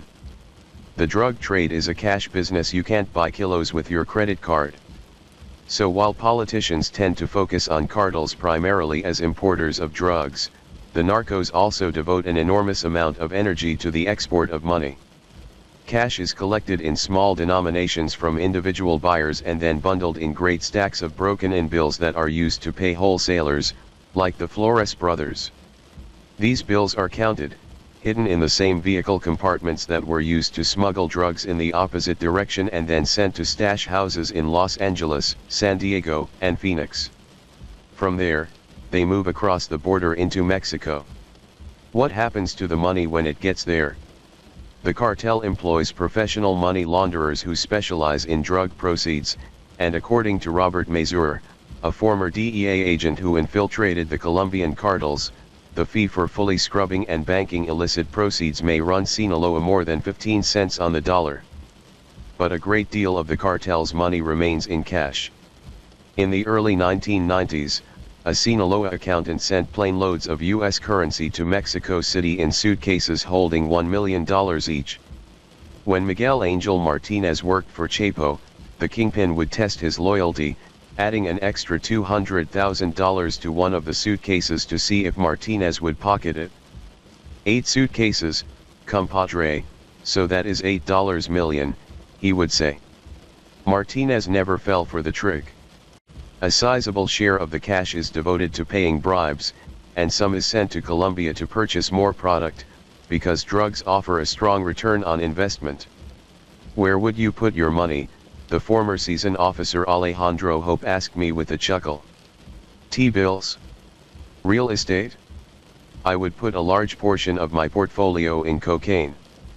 Even so, the business generates such volumes of currency that there is only so much you can launder or reinvest, which means that money can start to pile up around the house. The most that Martinez ever saw at one time was $30 million, which just sat there, having accumulated in his living room. In 2007, Mexican authorities raided the home of Zhenli Yegan, a Chinese-Mexican businessman who is believed to have supplied meth precursor chemicals to the cartel, and discovered $206 million, the largest cash seizure in history. And that was the money Zhenli held onto. He was an inveterate gambler, who once blew so much cash in Las Vegas that one of the casinos presented him, in consolation, with a Rolls-Royce. How much money do you have to lose in the casino for them to give you a Rolls-Royce? Tony Placido, the DEA intelligence official, asked. The astonishing answer, in Zhenli's case, is $72 million at a single casino in a single year. Placido also pointed out that, as a precursor guy, Zhenli was on the low end of the value chain for meth. It makes you wonder about the net worth of the guy who runs the whole show. In 2008, the Flores twins were indicted in Chicago and began secretly cooperating with law enforcement. The following year, one of their Sinaloa contacts, a debonair young trafficker named Jesus Vicente Zambada Nibla, or Vicentillo, was arrested in Mexico and later extradited to Chicago. He will be the highest-ranking member of the cartel ever to face trial in the United States, and his favorite wholesale customers will be the star witnesses against him. In a surprise twist, Vicentillo, who is the son of Chapo's partner, Mayo Zambada, has argued that he can't be prosecuted because even as he worked for Sinaloa, he was also a secret informant for the DEA. There has been speculation in Mexico that the Calderón regime favors Sinaloa over the unhinged Zetas and has made a devil's pact to lay off the cartel. It might be impossible to eradicate all the cartels in Mexico, this theory goes, so the government has picked a favorite in the conflict in the hope that when the smoke clears, a Sinaloa monopoly might usher in a sort of Pax Narcotica. A 2010 National Public Radio investigation of Mexican arrest statistics found that Sinaloa had suffered conspicuously fewer arrests than had its peers, though this could simply be evidence of triage on the government's part rather than proof of a conspiracy. Calderón vehemently denies any charges of favoritism, and his administration has arrested or killed several of Chapo's key deputies in the last few years. My repeated requests for interviews with relevant officials in Mexico were denied. The suggestion that the DEA might have made a deal with a high-ranking Sinaloa figure is new, however. In the past, Chapo has occasionally authorized employees to provide information to American law enforcement. Fierro Mendez, the Juarez cop, described a system in which junior traffickers would walk into U.S. Immigration and Customs Enforcement and announce their willingness to become informers, then feed the Americans intelligence about rival cartels, thereby using law enforcement to eliminate their competitors. U.S. officials allow that there were discussions between the DEA and Vicentillo, but they deny that any quid pro quo was in place. The trial, which is scheduled for October, should shed significant light on Sinaloa's logistical apparatus provided the witnesses can stay alive until then. Recently, a career criminal named Saul Rodriguez testified that Vicentillo solicited his help at the Metropolitan Correctional Center in downtown Chicago, where they were both being held, in an effort to have the Flores twins assassinated. Authorities have expressed concern that the cartel might undertake a daring jailbreak to get Vicentillo out. They have also voiced the opposite worry that Vicentillo will himself be killed. A request by the trafficker's attorneys that he be permitted to exercise outdoors raised concerns from prison officials, because the only open space at the prison is a fenced-in recreation area on top of the building, where Vicentillo could be picked off by a sniper. He has since been moved to a more secure facility. It might seem far-fetched that the cartel would try to assassinate one of its own, the son of Mayo Zambada, no less. But Sinaloa guards its secrets ruthlessly.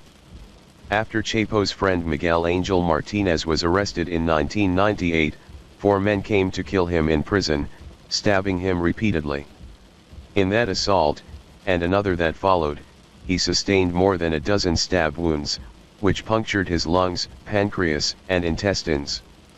After the second attack, he was moved to another facility and kept in a segregated unit. This time, an assassin managed to get as far as the gate outside Martinez's cell and chucked 2 grenades at the bars. Locked in with nowhere to run, Martinez could only cower by the toilet to shield himself from the blast. The roof caved in, and he barely survived. Asked later who it was that tried to have him killed, Martinez said that it was his compadre, Chapo Guzman. Because of what I knew, he explained.